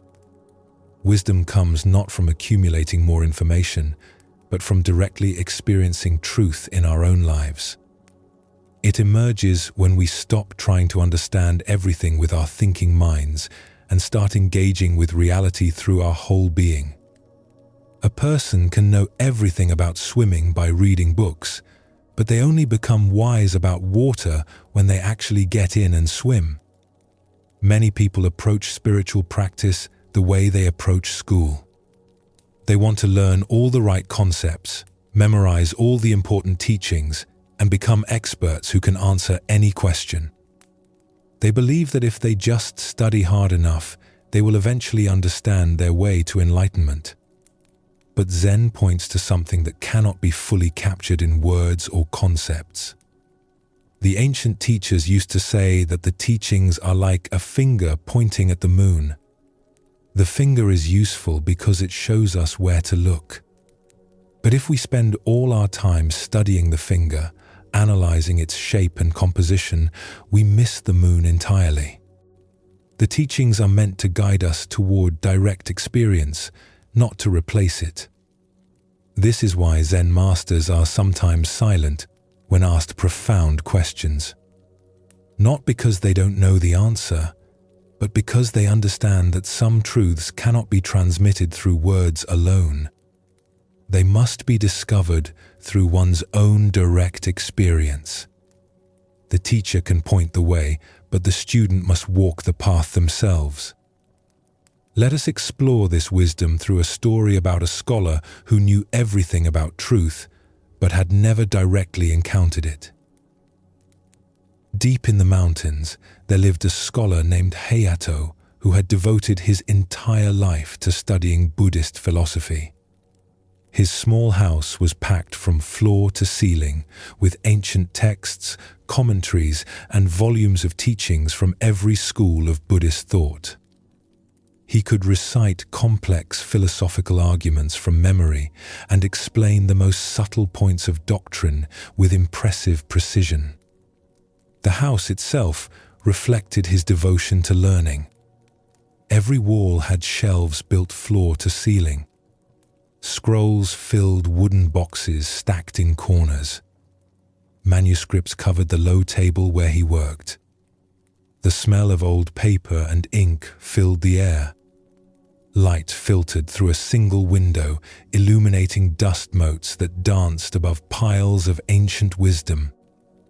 Hayato spent his days reading, taking notes, and writing his own commentaries on the great works of Buddhist literature. His shelves held texts in multiple languages. Sanskrit sutras sat beside Chinese commentaries. Tibetan treatises rested next to Japanese interpretations. He had studied under various teachers and attended countless lectures. He had devoted 40 years to understanding every aspect of Buddhist teaching. His routine never varied. He would rise before dawn, light a single lamp, and begin reading. He would work through the morning, pausing only for a simple meal of rice and vegetables. In the afternoon, he would write his own commentaries, carefully documenting his understanding of complex philosophical points. In the evening, he would review what he had written, checking his logic and references. When other scholars had questions about obscure points of philosophy, they would travel for days to consult with Hayato. He had answers for everything. Which sutra contained which teaching? How different schools interpreted the same concept? What the ancient masters had said about any given topic. His knowledge was encyclopedic, his memory sharp, his understanding of theory complete. He had developed a reputation as one of the most learned Buddhist scholars in the entire region. Students would occasionally make the difficult journey to his mountain retreat to study with him, hoping to benefit from his vast knowledge. Hayato would teach them about the different schools of thought, the historical development of Buddhist philosophy, the various interpretations of key concepts. But despite all his learning, Hayato felt something was missing. His understanding was complete in theory, but he often felt as confused about life as anyone else. When faced with daily problems or difficult emotions, his scholarly knowledge seemed to offer little practical help. He could explain the nature of suffering in elaborate detail, but he still suffered. He could describe the path to enlightenment perfectly, but he felt far from enlightened. Sometimes late at night, sitting alone among his books, Hayato would wonder if all his studying had actually brought him any closer to genuine peace. He knew so much, yet he felt he understood so little. One winter morning, an old woman appeared at Hayato's door. She was bent with age, dressed in simple peasant clothes, and carrying a small bundle of vegetables. She looked like any other village farmer, certainly not someone who would have anything to teach a great scholar. "Excuse me, sir," she said in a humble voice. "I've been walking all night through the snow, and I'm very cold and tired. Might I sit by your fire for a while to warm myself?" Hayato was annoyed by the interruption to his studies. He had been working on a particularly complex passage and didn't want to lose his concentration. But his Buddhist training had taught him the importance of compassion, so he reluctantly allowed the woman to enter and sit by his small hearth. As she warmed herself, the old woman noticed the books covering every surface of the room. Texts were piled on tables, stacked on shelves, spread open on the floor. "My," she said with apparent amazement, "you must be very wise to have read so many books about Buddhism." Hayato's chest swelled with pride. "Yes," he said, "I have studied Buddhist philosophy for over 30 years. I know the teachings of all the great masters. There is probably no question about Buddhist doctrine that I cannot answer." The old woman looked impressed. "How wonderful," she said. "I am just a simple farmer, but I have always wondered about something. Perhaps you could help me understand?" "Of course," Hayato said, pleased to have an opportunity to demonstrate his knowledge to someone who would surely be amazed by his wisdom. The woman was quiet for a moment, staring into the fire. Then she asked, "What is Buddha?" Hayato launched into an elaborate explanation.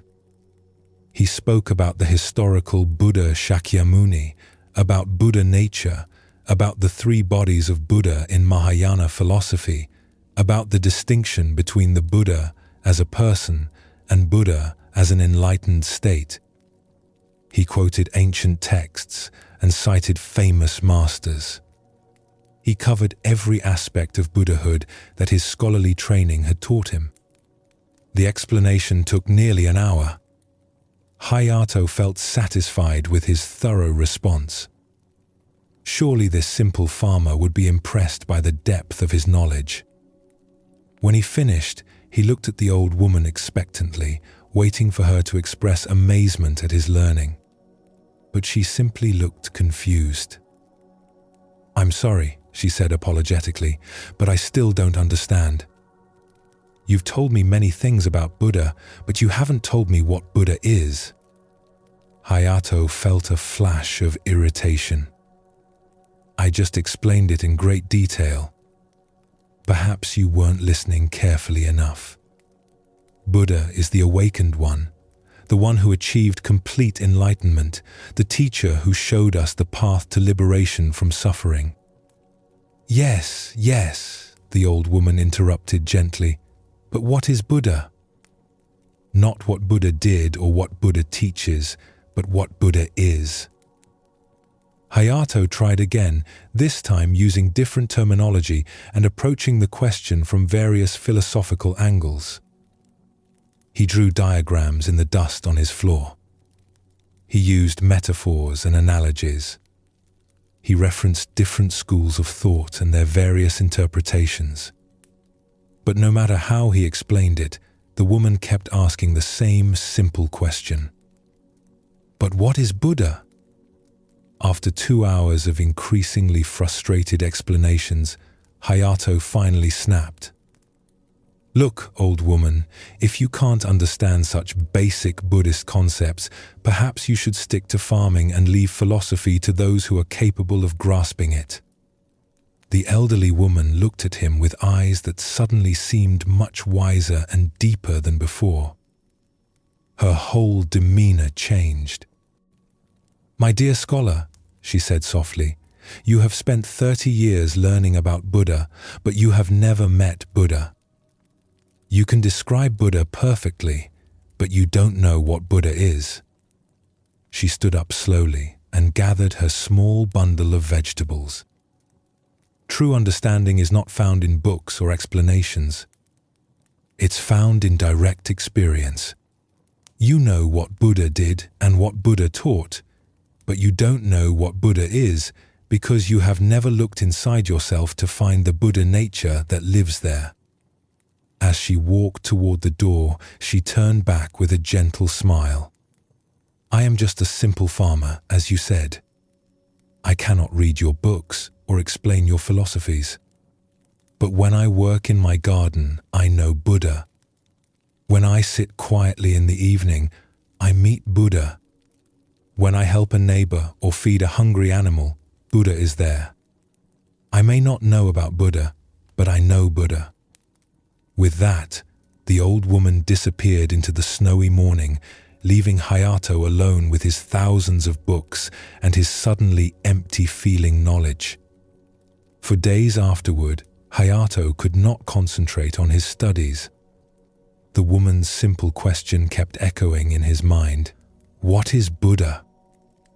He realized that despite all his learning, he truly could not answer this most basic question from direct experience. He knew what others had said about Buddha. He could explain every philosophical interpretation, but he had never encountered Buddha directly in his own life. This encounter changed everything for Hayato. He didn't abandon his books entirely, but he began to balance his scholarly study with simple meditation practice. He started paying attention to his daily activities the way the old woman had described, looking for Buddha in ordinary moments rather than just in philosophical texts. Gradually, Hayato's understanding transformed from something he carried in his head to something he experienced in his heart. His knowledge became wisdom not because he learned new information, but because he began to live what he had always known intellectually. The words in his books remained the same, but now they pointed towards something he could recognize in his own experience. Years later, when students would come to study with him, Hayato would tell them, "Read the texts, yes. Study the teachings, of course. But never mistake the map for the territory. Knowledge about truth is not the same as knowing truth directly." The finger pointing at the moon is not the moon itself. This story illuminates one of Buddhism's most important teachings. We can study spiritual wisdom for decades and become experts at explaining it, but this kind of knowledge often remains separate from our actual lived experience. Hayato could describe Buddha perfectly in theoretical terms, but the old woman had something he lacked. She knew Buddha through direct encounter in her daily life. The old woman represents the kind of simple, direct wisdom that Zen values most highly. She might not have been able to give scholarly lectures about Buddha nature, but she knew it intimately through her own experience. Her understanding was living and present, not abstract and theoretical. Notice that the old woman didn't reject knowledge entirely. She acknowledged that Hayato's learning had value. But she pointed out what was missing. All his study had not brought him into direct contact with what the teachings were pointing toward. He had become so focused on understanding concepts that he had forgotten to look at what those concepts were describing. This teaching is especially important in our modern world, where we have access to more spiritual information than any previous generation. We can read thousands of books, watch countless videos, attend endless workshops about enlightenment and inner peace. But none of this accumulation of knowledge will bring us genuine wisdom unless we learn to experience what we're studying. The Buddhist path is not about becoming smarter about spirituality. It's about becoming more awake to the reality that's already present in each moment. When we try to understand our way to peace through thinking and analyzing, we often move further away from the direct experience that would actually bring us peace. Let us explore this teaching further through another story that shows how wisdom emerges not from having all the answers, but from living the questions. There was once a monastery where the monks were known for their intense debates about Buddhist philosophy. The monastery sat high on a mountain, surrounded by pine forests and reached by a steep stone path. Inside its walls, life followed a strict schedule. Morning meditation, work period, study time, and evening debates that often lasted until late at night. Every evening after their work was finished, the monks would gather in the main hall and engage in elaborate discussions about the nature of reality, the meaning of the teachings, and the proper interpretation of ancient texts. The hall would fill with voices, some calm and measured, others passionate and forceful.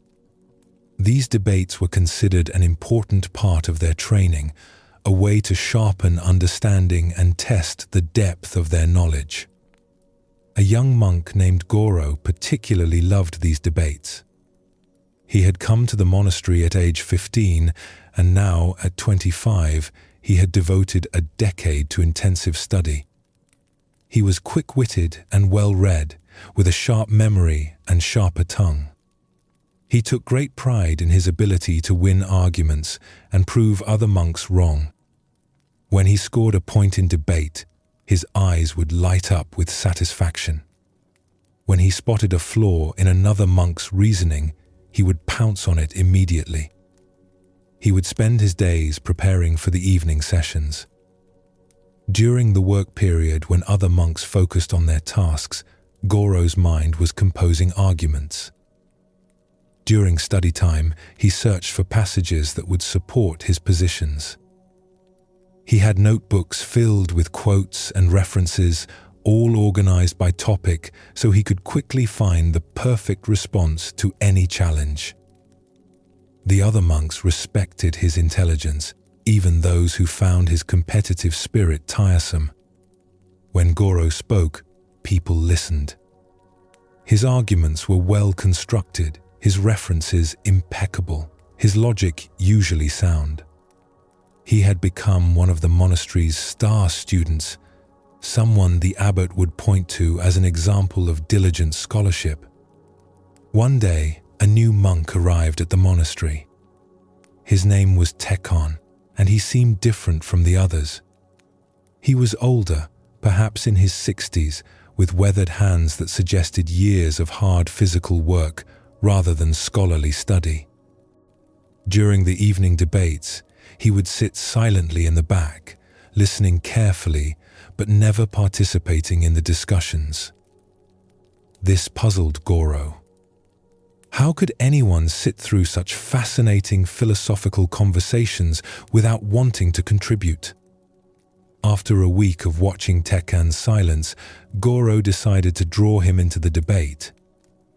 During a particularly heated discussion about the nature of emptiness, Goro turned to the newcomer and said, "Brother Tekkan, you've been listening to our discussions all week without saying a word.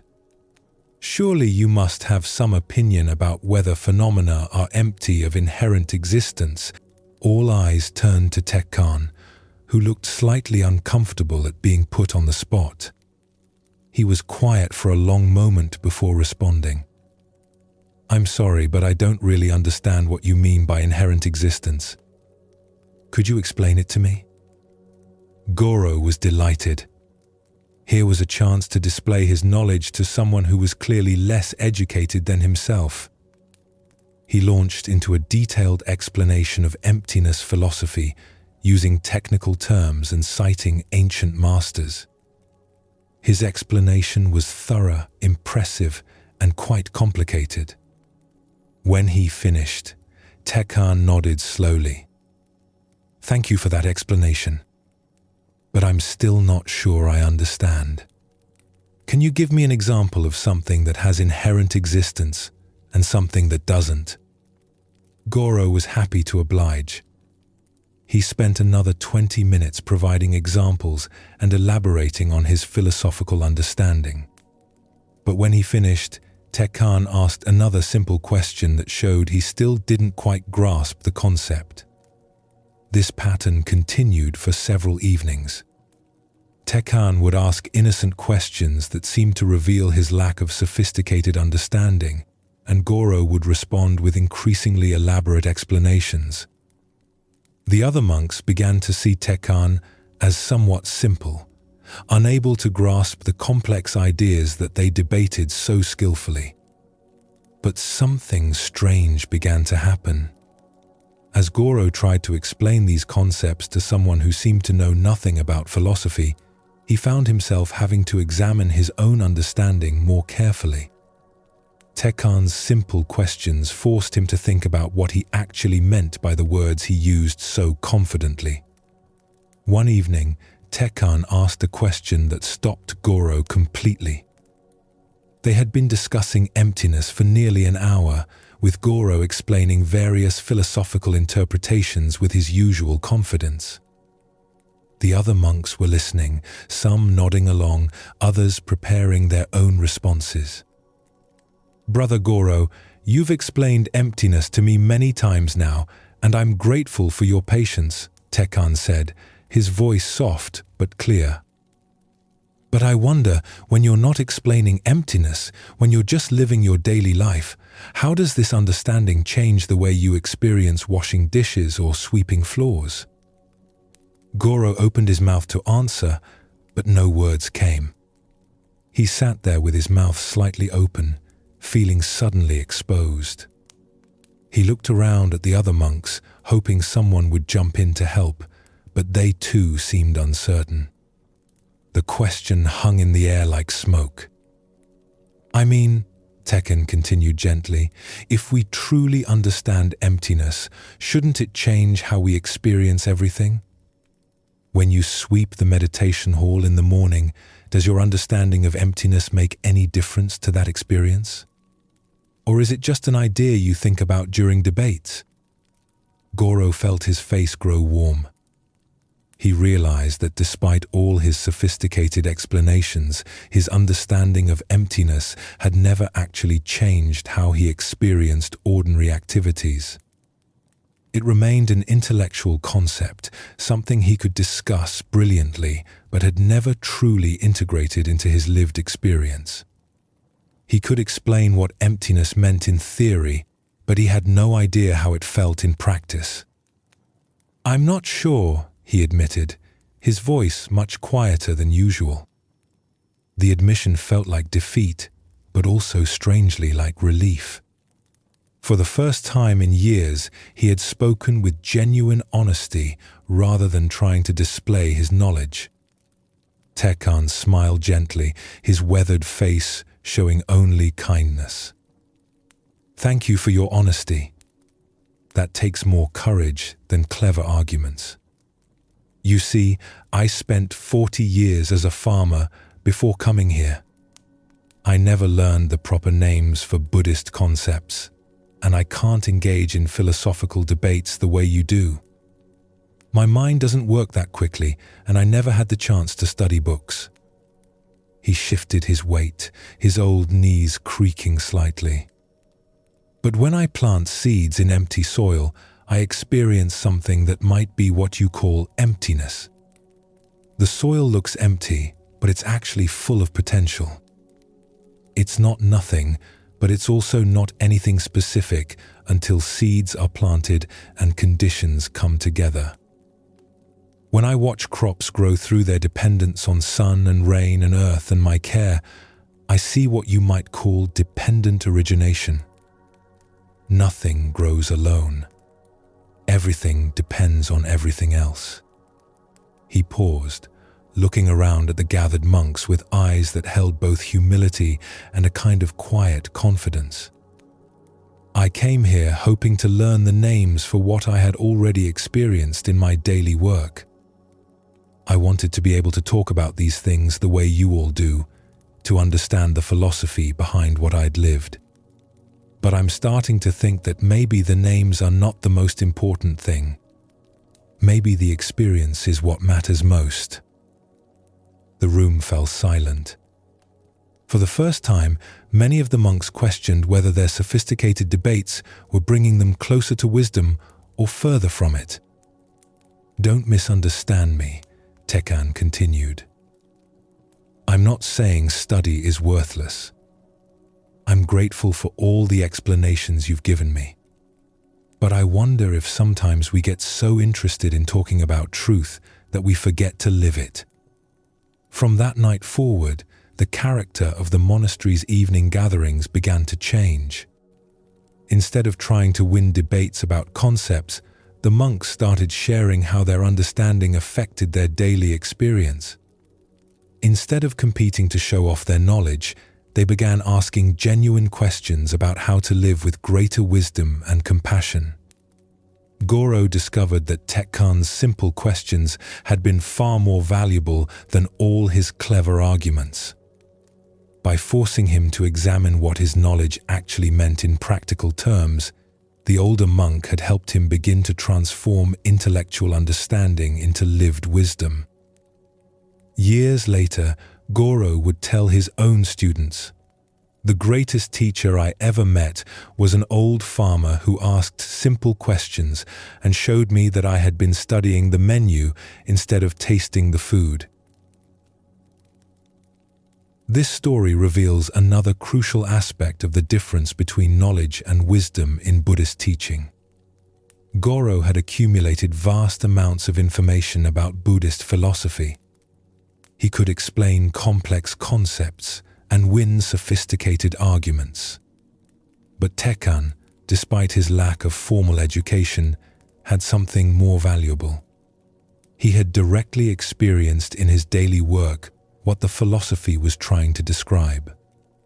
Tekkan's questions were not signs of stupidity or confusion.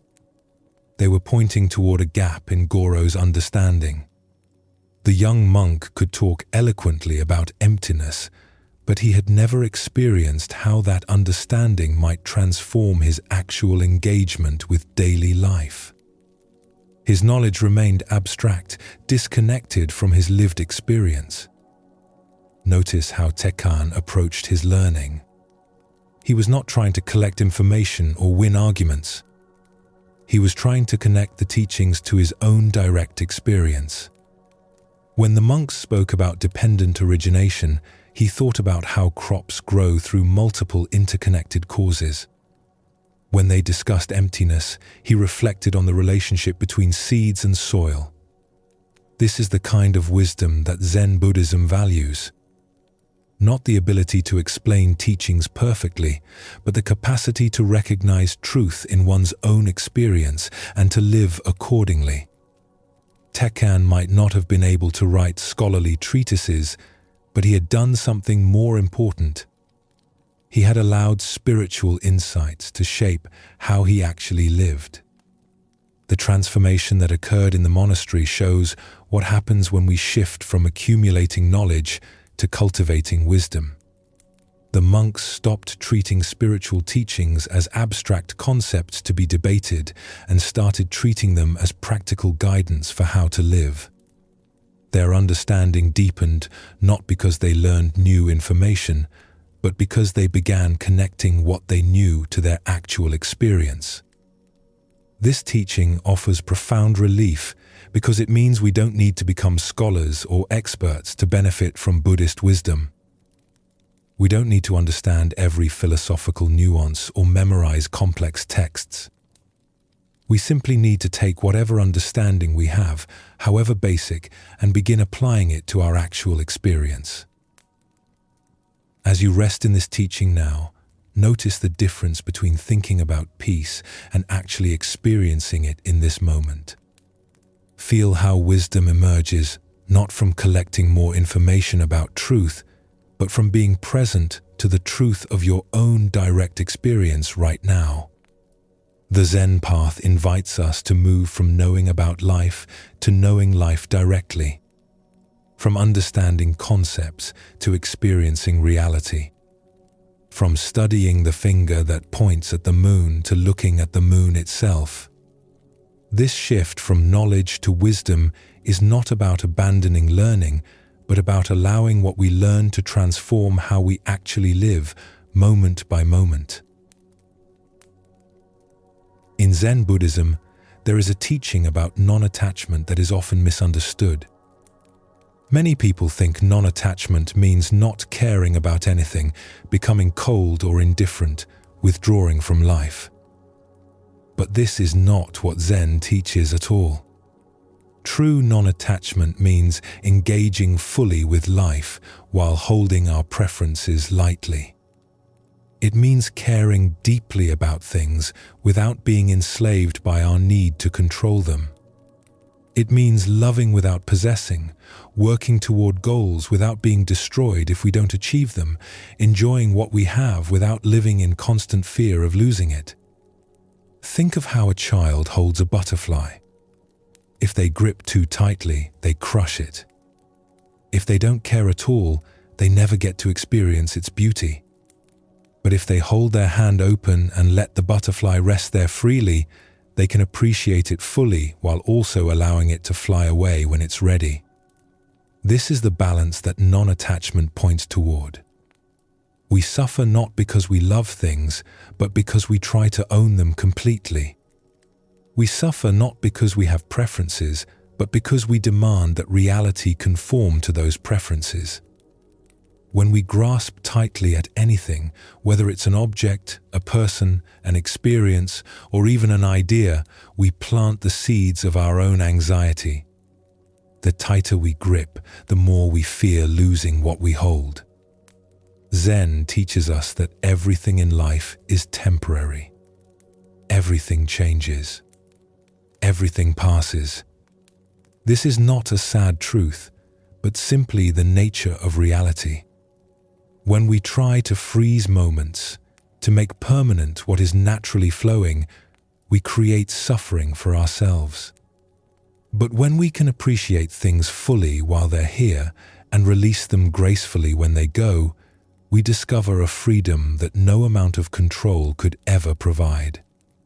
This teaching transforms how we relate to everything we value. Our work becomes more fulfilling when we stop being enslaved by our need for success. Our relationships become more loving when we stop trying to control and possess the people we care about. Our possessions bring more joy when we hold them lightly, appreciating them while we have them, and releasing them peacefully when the time comes. Let us explore this wisdom through a story about a man who discovered that losing what he held most dear actually freed him from a prison he didn't know he was in.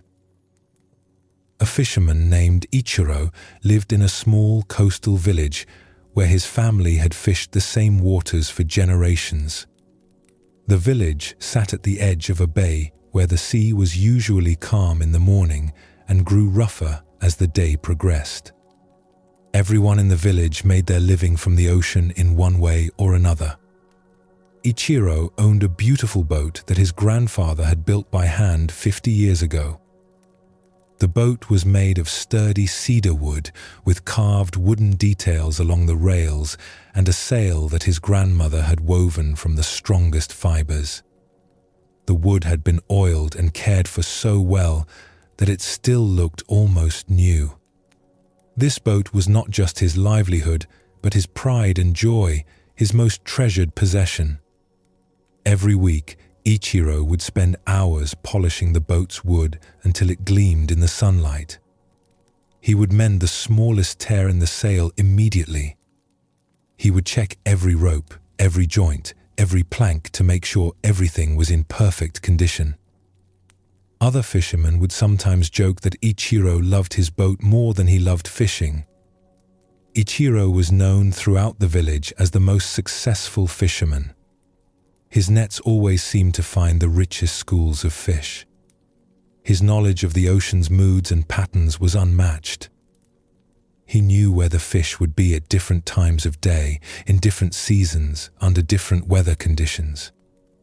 Other fishermen would watch him launch his boat each morning and hope to learn his secrets.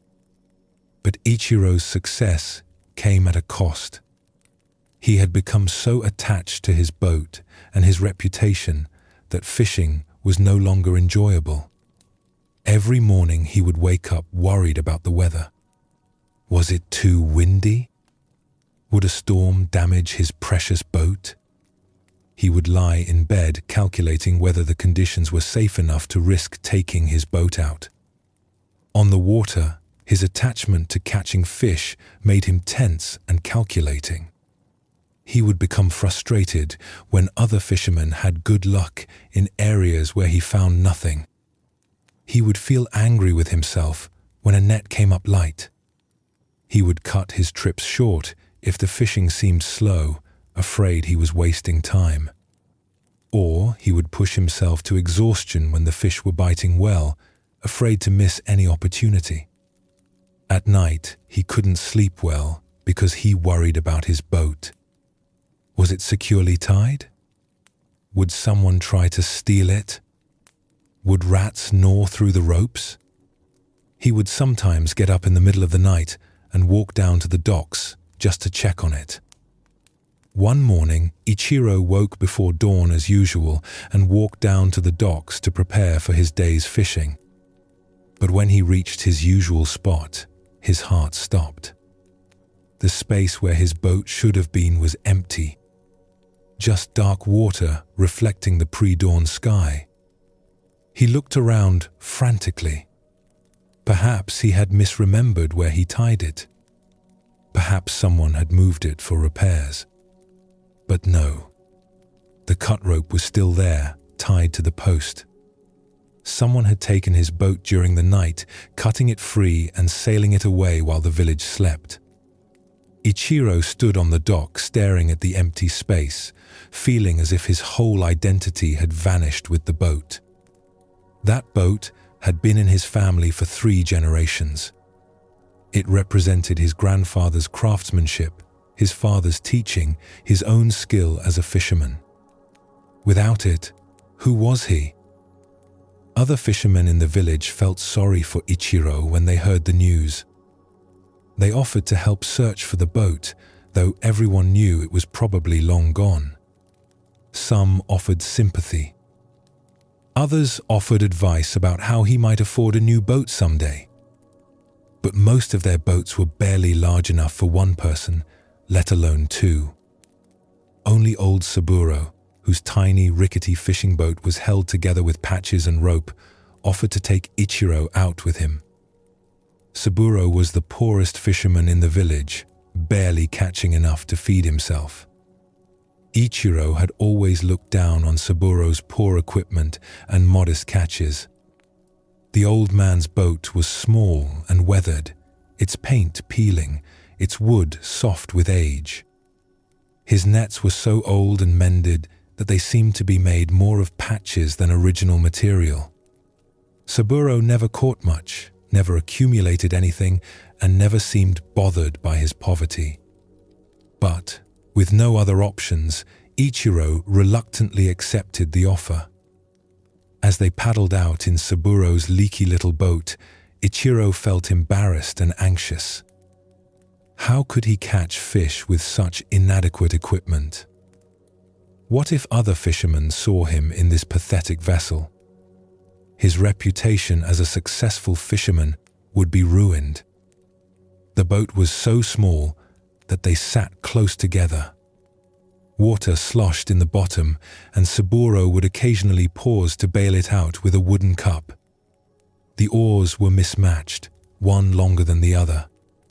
The sail had so many patches, it looked like a quilt. Everything about it spoke of poverty and failure to Ichiro's eyes. But something unexpected happened once they reached the fishing grounds. Without his perfect boat and carefully maintained equipment to worry about, Ichiro found himself paying attention to things he had never noticed before. He watched the way Saburo read the water, not through sophisticated knowledge, but through simple, quiet observation. The old man would sit perfectly still for long minutes, just listening to the rhythm of the waves and feeling the movement of the current beneath them. He would watch how seabirds flew and where they dove. He would notice the color and texture of the water's surface. When he cast his patched nets, he did so without any sense of urgency or attachment to the outcome. If the nets came up empty, Saburo would simply smile and try another spot.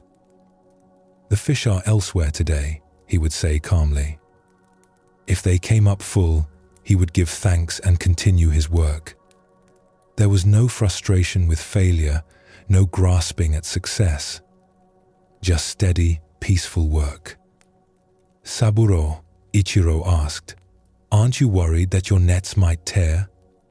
They look like they could fall apart at any moment." The old man chuckled, his weathered face creasing into smile lines. "They might. They've torn many times before, and I've mended them. If they tear today, I'll mend them tonight.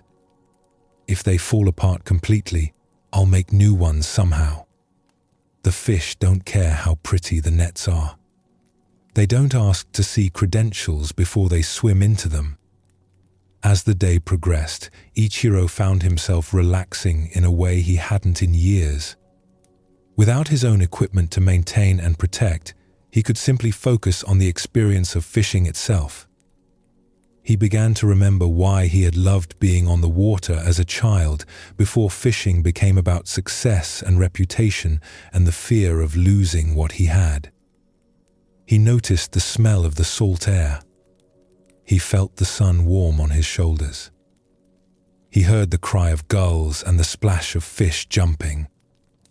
He saw the way light moved on the water's surface.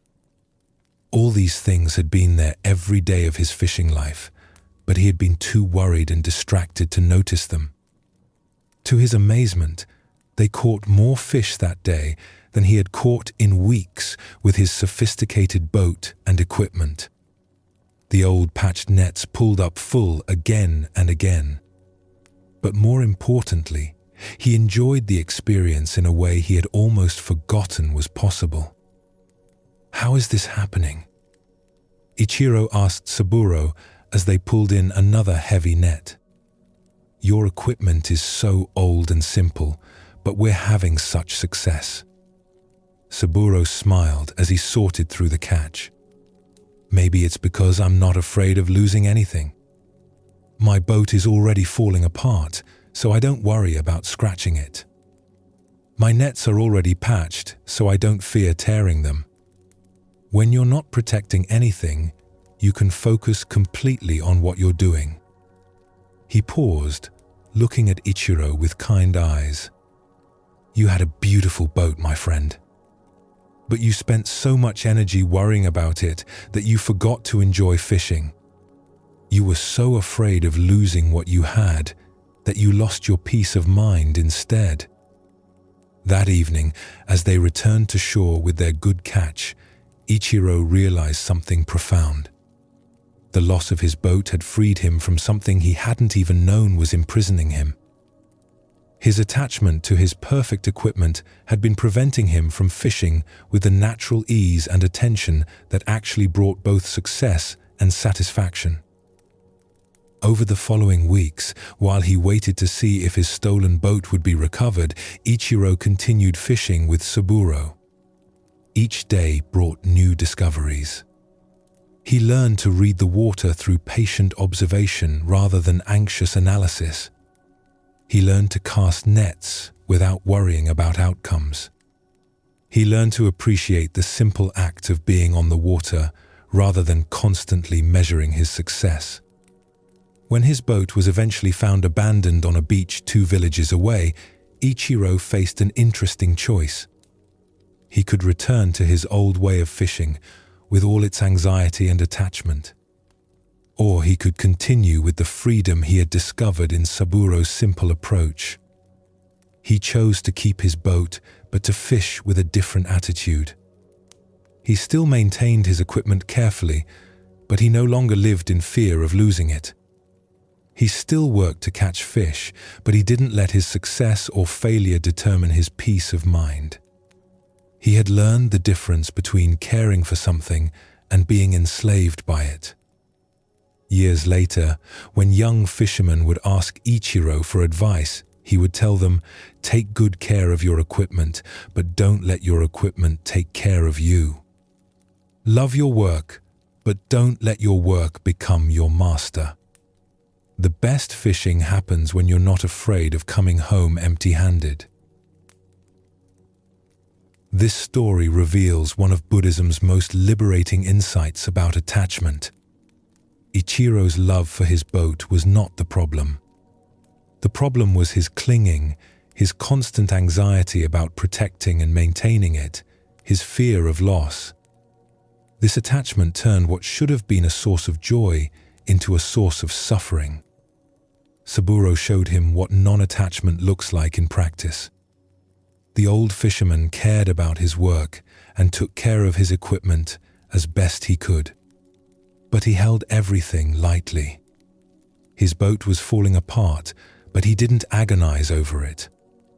His nets were patched, but he didn't fear their imperfection. This freedom allowed him to fish with complete presence and natural ease. Notice that Saburo was not indifferent or careless. He mended his nets when they tore. He bailed water from his boat. He worked hard and did his best. Non-attachment doesn't mean not caring. It means caring without being controlled by fear of loss. Ichiro discovered that his attachment had actually been making him a worse fisherman. His constant worry prevented him from being fully present for his work. His fear of failure made him tense and calculating rather than natural and intuitive. His need to protect his possessions consumed energy that could have gone into simply fishing well. This teaching applies to everything we value in life. How much energy do we waste protecting and controlling things instead of simply enjoying them? How often does our fear of loss prevent us from fully experiencing what we have right now? How many opportunities do we miss because we're too busy clinging to what we already possess? The Buddhist path teaches that true security comes not from successfully controlling everything, but from releasing the need to control. When we can hold our possessions, our relationships, our achievements lightly, we discover a freedom that no amount of grasping could provide. let us explore this teaching further through another story that shows how non-attachment can transform even our relationship with our own identity. In a large city, there lived a woman named Ryonen who was widely regarded as one of the most beautiful and accomplished women of her generation. She had been born into a wealthy merchant family and had received the finest education available. She had mastered poetry, calligraphy, music, and dance. Her beauty was legendary, and many wealthy men sought her hand in marriage. Ryonen's father took great pride in his daughter. He would hold parties where she would perform for guests. Her poetry would be read aloud in literary circles. Her name was known throughout the city as someone exceptional, someone to be admired and envied. But as Ryonen grew into adulthood, she felt increasingly trapped by her beauty and accomplishments. People never seemed to see her, only her appearance and talents. Men wanted to possess her like a beautiful object. Women either envied her or wanted to befriend her for status. No one seemed interested in who she actually was beneath the surface. More deeply, Ryonen felt called to a spiritual life. She wanted to practice Zen Buddhism seriously, to dedicate herself to understanding the nature of mind and reality. But whenever she mentioned this to her family or friends, they would laugh. Why would someone as beautiful and privileged as you want to become a nun? You could marry a wealthy man, have a comfortable life, continue your artistic pursuits. Don't waste your gifts. Despite her family's objections and society's expectations, Ryonen decided to pursue her spiritual calling. She approached several Zen monasteries, requesting to be accepted as a nun. But none would take her. The abbots would take one look at her exceptional beauty and refuse her entry. Your appearance would be too distracting for the monks, they would tell her. You should marry and live a conventional life. The monastic path is not suitable for someone like you. After being rejected by the 7th monastery, Ryonen understood something painful. Her physical beauty, which everyone else saw as a gift, had become an obstacle to what she most wanted in life. People's attachment to her appearance and society's attachment to it was preventing her from living according to her true calling. She sat for many days considering what to do. She thought about disguising herself, perhaps wearing plain clothes and covering her face. But she knew that wouldn't be enough. The problem wasn't just how others saw her. It was how she herself had become identified with her appearance and accomplishments. Beauty had become her identity, and she needed to free herself from that identity. One night, Ryonen made a radical decision. She went to her family's kitchen and heated a large iron pot until it glowed red hot. Then, without hesitation, she pressed the metal against her face. The physical pain was intense, but brief. The emotional liberation was immediate and lasting. She had freed herself from the burden of exceptional beauty that had defined her entire life. She was no longer the beautiful Ryonen, but simply Ryonen, a woman seeking spiritual understanding. When she appeared at the next monastery with her scarred face, the abbot looked at her differently. He saw not a beautiful woman who might distract his monks, but a serious seeker who had demonstrated the depth of her commitment. He accepted her immediately. In the years that followed, Ryonen became known not for her appearance but for her wisdom and depth of practice. She wrote poetry that captured profound insights. Her teaching helped many students understand the path. She was respected for who she was, not what she looked like. Students would sometimes ask Ryonen if she regretted destroying her beauty. She would smile and say, I destroyed nothing. I only freed myself from a prison. The beauty that mattered was always on the inside, but I couldn't see it while everyone was focused on my face. But the most profound part of Ryanan's story came near the end of her life. A young nun approached her and said, "Master, I admire your sacrifice, but I cannot imagine being brave enough to destroy my appearance as you did. How did you find such courage?" Ryanan looked at her student with eyes full of gentle wisdom. "I did not destroy my appearance out of courage," she said. "I destroyed it out of attachment. I was so attached to becoming a nun that I was willing to sacrifice anything to achieve that goal." The young nun looked confused. "But isn't dedication to spiritual practice a good thing?"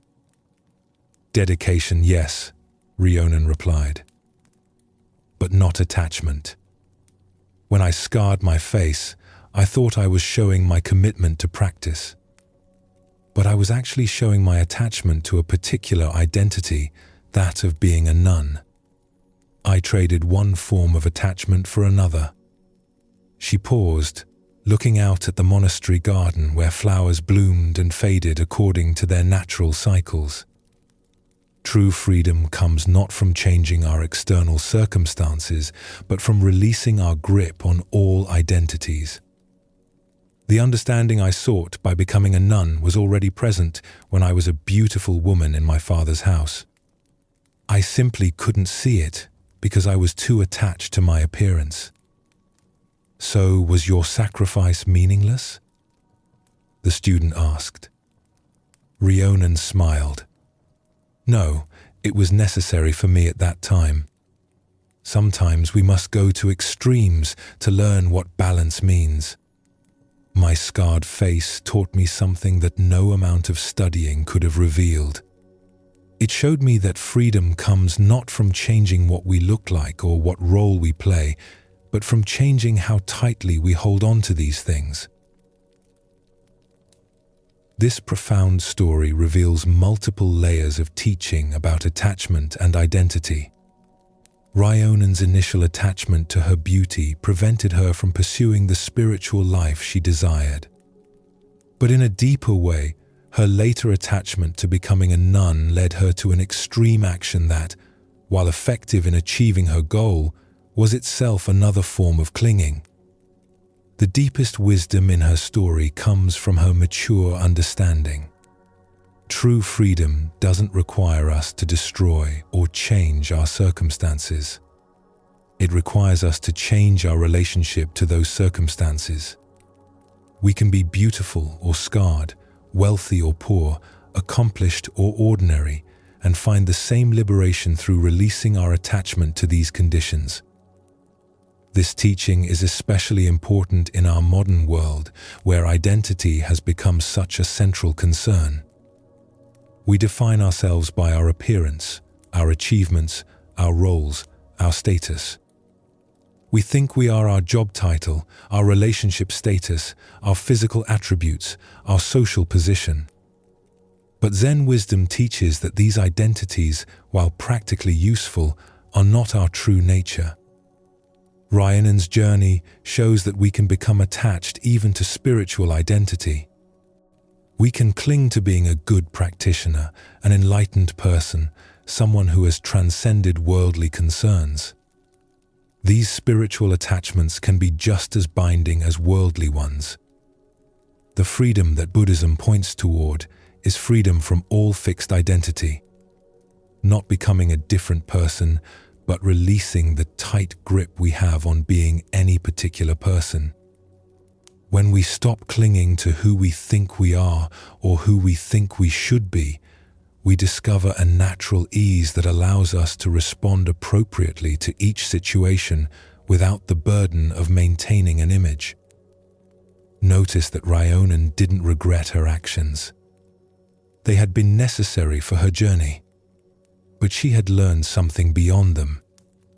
She learned that true freedom is always internal, not dependent on changing external conditions. Whether beautiful or scarred, nun or laywoman, the same peace was available through releasing attachment. As you rest in this teaching now, feel what it might be like to hold your own identity a bit more lightly. Not abandoning who you are, but releasing some of the tight grip you have on maintaining a particular self-image. Notice how this creates space, how it allows breath to flow more freely. Non-attachment in Zen Buddhism is not about having nothing or caring about nothing. It's about engaging fully with life while remaining free. Free from the anxiety of loss. Free from the burden of constant control. Free from being enslaved by our own preferences. This freedom allows us to love more deeply because we're not trying to possess, to work more effectively because we're not paralyzed by fear of failure, to live more fully because we're not constantly protecting and defending what we have. One of the most profound teachings in Zen Buddhism concerns the nature of impermanence. Everything changes. Everything passes. Nothing stays the same. This might sound like a sad teaching, something to mourn or resist. But Zen shows us that impermanence is actually one of life's greatest gifts. We suffer when we try to hold on to things that are naturally flowing. We suffer when we demand that pleasant moments last forever, or that difficult moments never arrive. We suffer when we forget that change is not the enemy of happiness, but the very condition that makes happiness possible. Think about it carefully. If beautiful moments lasted forever, they would lose their beauty. If spring bloomed eternally, we would stop noticing the flowers. If the sun never set, we would take its light for granted. The temporary nature of experiences is what gives them their preciousness and power to move us. A flower is beautiful partly because it will fade. A sunset is precious partly because it will end. A moment with a loved one is meaningful partly because our time together is limited. When we truly understand this, impermanence stops being something to fear and becomes something that enriches every moment. The problem is that we spend much of our lives pretending things will last forever. We accumulate possessions as if we'll keep them eternally. We act as if we have unlimited time with the people we love. We postpone important conversations and meaningful experiences, assuming there will always be another opportunity. Then, when change comes, as it inevitably does, we feel shocked and betrayed. But Zen teaches us to live with full awareness of impermanence. Not in a morbid way, dwelling on endings, but in a way that brings each moment into sharp focus. When we remember that this conversation might be our last with this person, we listen more carefully. When we remember that this season will pass, we appreciate it more fully. When we accept that our own time is limited, we stop postponing our lives and begin actually living them. This teaching transforms everything. Instead of being paralyzed by the knowledge that good times won't last forever, we become liberated by it. Each moment becomes precious precisely because it won't come again. Each experience becomes meaningful because it's temporary. Each breath becomes a gift because we know we don't have infinite breaths. Let us explore this wisdom through a story about a gardener who learned that fighting against natural cycles creates suffering, while accepting them brings peace. There once lived a master gardener named Yuki, who was famous throughout the region for creating the most beautiful gardens anyone had ever seen. Her specialty was cherry trees, and people would travel from distant provinces just to walk through her gardens during the brief cherry blossom season. Yuki had spent 40 years perfecting her art.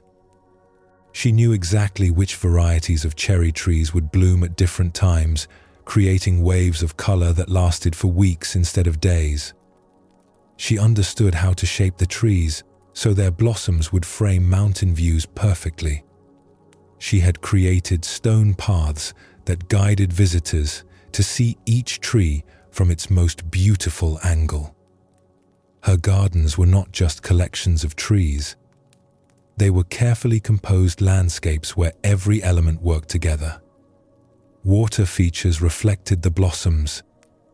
Stone lanterns provided focal points. Moss gardens created green backgrounds that made the pink and white flowers seem even more vibrant. Visitors would walk through in reverent silence, overwhelmed by the beauty surrounding them. But Yuki had a problem that troubled her deeply. Every year, just as her gardens reached their peak beauty, the cherry blossoms would begin to fall. Within days, sometimes within hours if the wind was strong, the magnificent display she had worked all year to create would be gone. The ground would be covered with fallen petals, and the trees would show only green leaves where stunning flowers had been. The fleeting nature of the blossoms filled her with sadness and frustration. Why must something so beautiful last such a short time? She would ask herself as she swept fallen petals from her carefully designed paths. If only I could make the blossoms stay longer, then people could truly appreciate their beauty. Yuki began experimenting with ways to extend the blooming period. She tried different fertilizers, hoping to strengthen the flowers' attachment to their branches. She built small shelters around certain trees to protect the blossoms from wind and rain. She even attempted to coat some petals with a thin substance to preserve them longer. But nothing worked. The cherry blossoms followed their natural rhythm, blooming gloriously and then falling away, completely indifferent to her efforts to control them. Each spring, she would watch the peak bloom approach with mixed feelings. Joy at seeing the beauty emerge, but also dread at knowing how soon it would end. She would spend the days of full bloom anxiously watching for signs that petals were beginning to fall. She couldn't fully enjoy the moment because she was already mourning its passing. One spring morning, as Yuki was sadly sweeping up another pile of fallen petals, an old monk appeared on the path. He was walking slowly, stopping frequently to look at the trees with a gentle smile. Most of the blossoms had already fallen. Only a few remained on the highest branches. Yuki felt embarrassed that this visitor had arrived too late to see her garden at its best. "Excuse me," Yuki called to him. "You've come too late. The peak blooming was last week. There's not much left to see now." The monk looked surprised. "Too late? But I can see many beautiful things right now." He gestured toward a tree where the last few blossoms clung to branches that were already showing fresh green leaves. "Look how lovely this is. The old blossoms saying goodbye while new life begins." Yuki looked where he was pointing, but saw only the remnants of what had been much more beautiful days earlier. "But you should have seen it last week when all the trees were in full bloom. That was when it was truly magnificent." The old monk smiled and sat down on a stone bench beneath the nearly bare tree. He invited Yuki to sit with him. "Tell me about that perfect day," he said. Yuki's face lit up as she described the peak bloom. Every tree was covered in perfect flowers. The air was filled with their delicate fragrance. Visitors walked the paths in wonder, some of them with tears in their eyes from the beauty. It was like paradise itself. "It sounds wonderful," the monk said. "And how did you feel during that perfect day?" Yuki paused, remembering. Her expression became troubled. "I felt anxious, actually. Even while people were praising the beauty, I was worried about how long it would last. I kept looking for signs that the petals were beginning to fall. I couldn't fully enjoy the moment because I was already dreading its end. The monk nodded thoughtfully. "And how do you feel now, a week later?" "Sad. Empty. Like the whole year of work was wasted because the beauty was so brief. Like all my effort was for nothing." The old monk was quiet for a long moment, watching a few remaining petals drift slowly to the ground. Then he asked, "What if the shortness of the blooming is not the enemy of beauty, but the source of it?" Yuki looked confused. "What do you mean?" "Tell me," the monk said, "would people travel from distant provinces to see cherry blossoms if they bloomed all year long? Would visitors walk your paths with tears in their eyes if the flowers lasted for months? Would you treasure the sight of full bloom if it was always available?" Yuki had never considered this perspective. "I suppose not. If cherry blossoms bloomed constantly, they would become ordinary." "Exactly," the monk smiled. "The very thing that causes you sadness, the brief nature of the blossoms, is what makes them so precious. Their beauty is not despite their impermanence, but because of it. When people see cherry blossoms, they are not just seeing pretty flowers. They are seeing the beautiful truth that all things pass away, and this knowledge makes the sight even more meaningful and poignant." He gestured toward the nearly bare tree above them. "This tree will give you a new gift now. In a few weeks, it will offer fresh green shade for summer visitors. In autumn, it will display brilliant colored leaves. In winter, it will show you the elegant structure of its bare branches against snow. Each season has its own beauty, but only because each season lets go when its time is finished." As they sat together in comfortable silence, Yuki began to see her garden with different eyes. The fallen petals on the path were not just debris to be cleaned up. They were evidence of beauty that had been fully expressed and completed. The few remaining blossoms were not inferior remnants, but the final notes of a song that had been perfectly sung. "I have been fighting against the very thing that makes my garden special," she realized aloud. "I wanted to stop time at the moment of peak beauty, but that would destroy what makes the beauty powerful." The monk stood up to continue his walk. "The cherry blossoms have been teaching the deepest truth about life for centuries. They show us that because things pass away, each moment is irreplaceable. Because beauty is temporary, it deserves our complete attention and appreciation. When we truly understand impermanence, we don't love things less. We love them more fully." From that day forward, Yuki's relationship with her garden completely transformed. She still worked carefully to create the best conditions for blooming. She still designed beautiful compositions and maintained her paths. But she no longer fought against the natural cycle of flowering and fading. During peak bloom, instead of worrying about when it would end, she would sit quietly among the trees and drink in their beauty completely. She gave herself permission to feel the full joy of the moment without the shadow of future loss hanging over it. When the petals began to fall, instead of feeling sad, she would appreciate the graceful way the blossoms completed their brief dance. She even began to see beauty in the falling itself. The way wind would lift clouds of petals into the air. The patterns they made as they drifted down. The soft carpet they created on the ground. Each stage of the cycle had its own particular beauty that she had been missing while wishing for something different. Visitors noticed the change in Yuki. She seemed more present and peaceful, more able to share in their wonder rather than being preoccupied with maintenance and control. The garden itself didn't change, but the gardener's relationship with it did.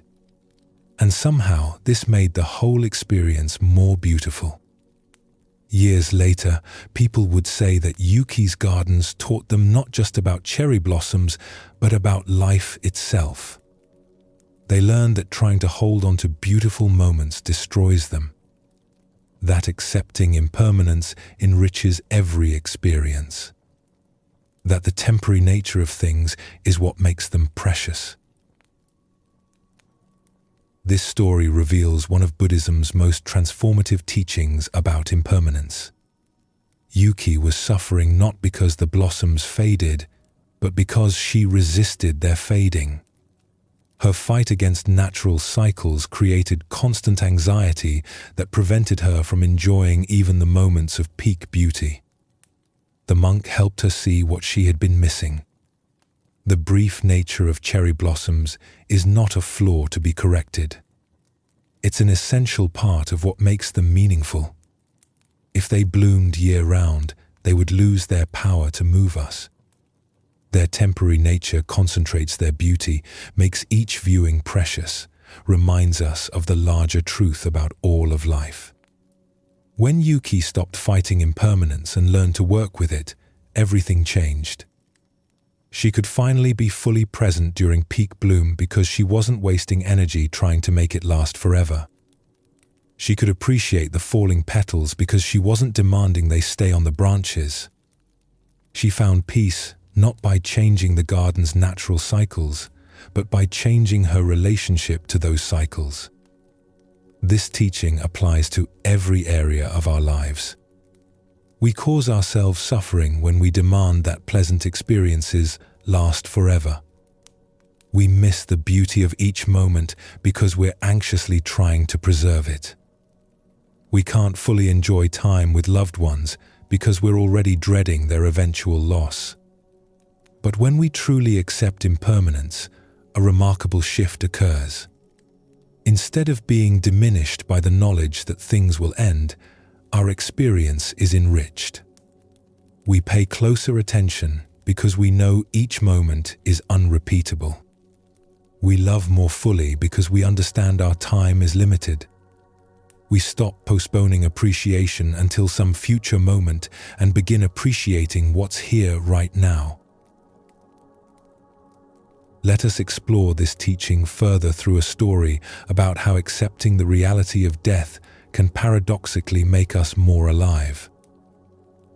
In a mountain village, there lived an old doctor named Nobu who had spent his entire career caring for the people of his community. For over 40 years, he had delivered their babies, treated their illnesses, and comforted their families through times of loss. He was deeply loved and respected by everyone who knew him. Now, in his 70s, Dr. Nobu developed a serious illness of his own.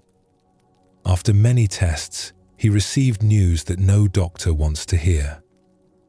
His condition was terminal. The disease could not be cured. He had perhaps 6 months left to live, maybe less. Many people expected Dr. Nobu to become depressed or angry about his diagnosis. After spending his life healing others, it seemed unfair that he should face a disease that couldn't be healed. His friends and colleagues prepared themselves to support him through what they assumed would be a difficult time of grief and fear. But something surprising happened instead. Dr. Nobu seemed to come alive in a way that people had never seen before. Instead of withdrawing into sadness, he became more present and engaged than he had been in years. Every morning, he would wake up and spend time looking out his window at the mountains, as if seeing them for the first time. He would watch the sunrise with complete attention, noting every shift in color, every change in light. He would savor his simple breakfast of rice and tea with obvious pleasure, paying attention to tastes and textures he had barely noticed for decades. When neighbors came to visit, bringing food or offering comfort, he would listen to their stories with complete attention. He seemed genuinely interested in every detail of their lives. He would ask questions and remember small things they had mentioned in previous conversations. Each visitor left feeling that they had received more than they had given. Dr. Nobu also began doing things he had always said he didn't have time for. He started painting watercolors of the mountain views from his house. He wrote long letters to old friends he hadn't contacted in years. He spent hours sitting with children in the village, telling them stories and listening to their concerns and dreams. His assistant, a young nurse named May, who had worked with him for several years, was puzzled by this transformation. One afternoon, as Dr. Nobu was carefully painting a picture of a single flower in a small vase, she finally asked him about the change she had observed. "Doctor, forgive me for asking, but you seem happier now than I've ever seen you, even though you're facing such a difficult situation. How is this possible?" Dr. Nobu set down his brush and smiled at the young woman. "May, do you know what I discovered when I learned I was dying?" "What?" "I discovered that I had been dying all along. We all are. The only difference is that now I know approximately how much time I have left, and this knowledge has become a great teacher." May looked confused, so Dr. Nobu continued. "For 70 years, I lived as if I had unlimited time. I would put off conversations with old friends, thinking I would call them next month. I would rush through meals to get to the next task, assuming I could enjoy food properly someday when I wasn't so busy. I would notice beautiful sunsets but barely pause to appreciate them, believing there would always be another sunset tomorrow." He gestured toward the flower he had been painting. "But when you know your time is limited, everything becomes precious. This flower will fade in a few days, and I might not be here to see many more flowers after that. So I paint it now, with complete attention, giving it the respect it deserves as one of the last flowers I may ever really see." Dr. Nobu stood up and walked to the window. "Look at those mountains, May. I have seen them every day for 40 years, but I was usually too busy or preoccupied to really see them. Now that I know I won't be looking at them much longer, each time I see them feels like a miracle. The same mountains I took for granted for decades have become one of my greatest sources of joy." May began to understand. "You're saying that knowing about death makes life more meaningful?" "Not just knowing about death intellectually," Dr. Nobu clarified.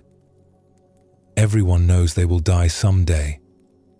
But really accepting that our time is limited, letting that truth change how we live, that's different.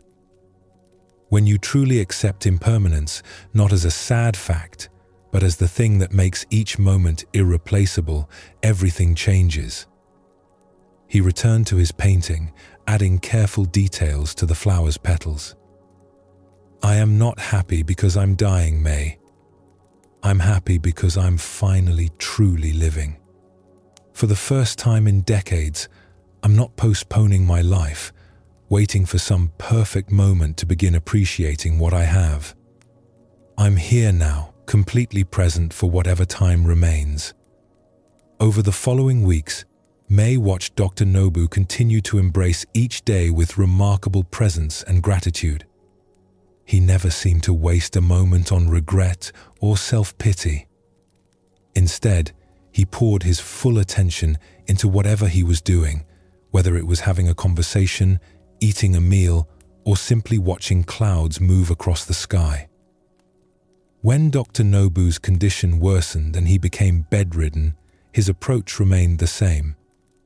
He would listen carefully to the sounds outside his window, appreciating birdsong and wind in the trees as if they were precious music. When visitors came, he would look into their eyes with complete attention, making each person feel truly seen and valued. On his final day, Dr. Nobu called May to his bedside. "I want to thank you for caring for me during these months," he said, his voice weak but clear. "And I want to share one last thing with you. "What is that, doctor?" Don't wait until you're dying to start really living. The knowledge that time is precious doesn't have to come from a terminal diagnosis. Every day is terminal, in the sense that each day that passes is gone forever. If you can remember this, not as a morbid thought, but as a reminder of how valuable each moment is, you will live more fully than most people ever do. Dr. Nobu died peacefully that evening.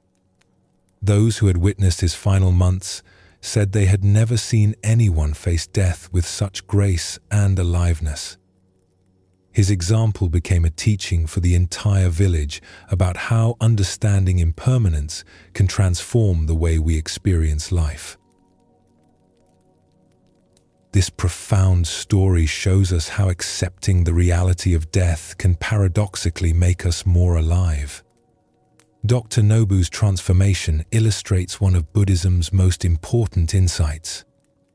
When we truly understand that our time is limited, we stop taking moments for granted and begin to experience life with much greater richness and presence. Notice that Dr. Nobu didn't suddenly become happy because he was dying. He became alive because he stopped living as if he had forever. The terminal diagnosis forced him to face what had always been true, but what he had been ignoring. Every day of his life had been precious and unrepeatable, but he had only begun appreciating this when time became obviously limited. Most of us live with what we might call immortality syndrome. We know intellectually that we won't live forever, but we behave as if we have unlimited time. We postpone important conversations, delay pursuing our dreams, rush through daily experiences while planning for some future when we'll finally slow down and appreciate what we have. But when we deeply accept impermanence, everything changes. Like Dr. Nobu savoring his breakfast or painting flowers with complete attention, we begin to approach each experience as if it might be our last. Not in a morbid way, but with an appreciation that comes from recognizing how precious and unrepeatable each moment truly is. The Buddhist teaching of impermanence is ultimately about learning to love life more completely by understanding its temporary nature. Dr. Nobu didn't need to die to learn this lesson. None of us do. We can choose to live with full awareness of impermanence right now. We can stop postponing our appreciation and begin treasuring each breath, each conversation, each moment of awareness. When we accept that everything changes and nothing lasts forever, we don't become sad or paralyzed. We become free. Free to be fully present. Free to love completely. Free to appreciate deeply. Free to live the life we have right now instead of the life we imagine we'll have someday. As you rest in this teaching now, feel how accepting impermanence creates both a tender awareness and a deeper appreciation for this moment. You don't need to wait for some crisis to begin treasuring your life. You can recognize right now that this breath is precious because you have a limited number of breaths. This moment is valuable because it will never come again. The wisdom of impermanence in Zen Buddhism is not meant to make us sad. It's meant to wake us up to the incredible gift of being alive right now. When we stop fighting against the natural flow of change and learn to appreciate each stage of life's unfolding, we find a peace and gratitude that no attempt to freeze time could ever provide. You have traveled far tonight through these ancient teachings. You have walked with masters and students, fishermen and gardeners, scholars and farmers. Each story has been a gift, offered freely, asking nothing in return except your presence. The wisdom you have encountered tonight is not something you need to memorize or hold tightly. These teachings will continue to work within you, gently reshaping how you meet each moment. Like seeds planted in fertile soil, they will grow in their own time, in their own way, without effort or forcing.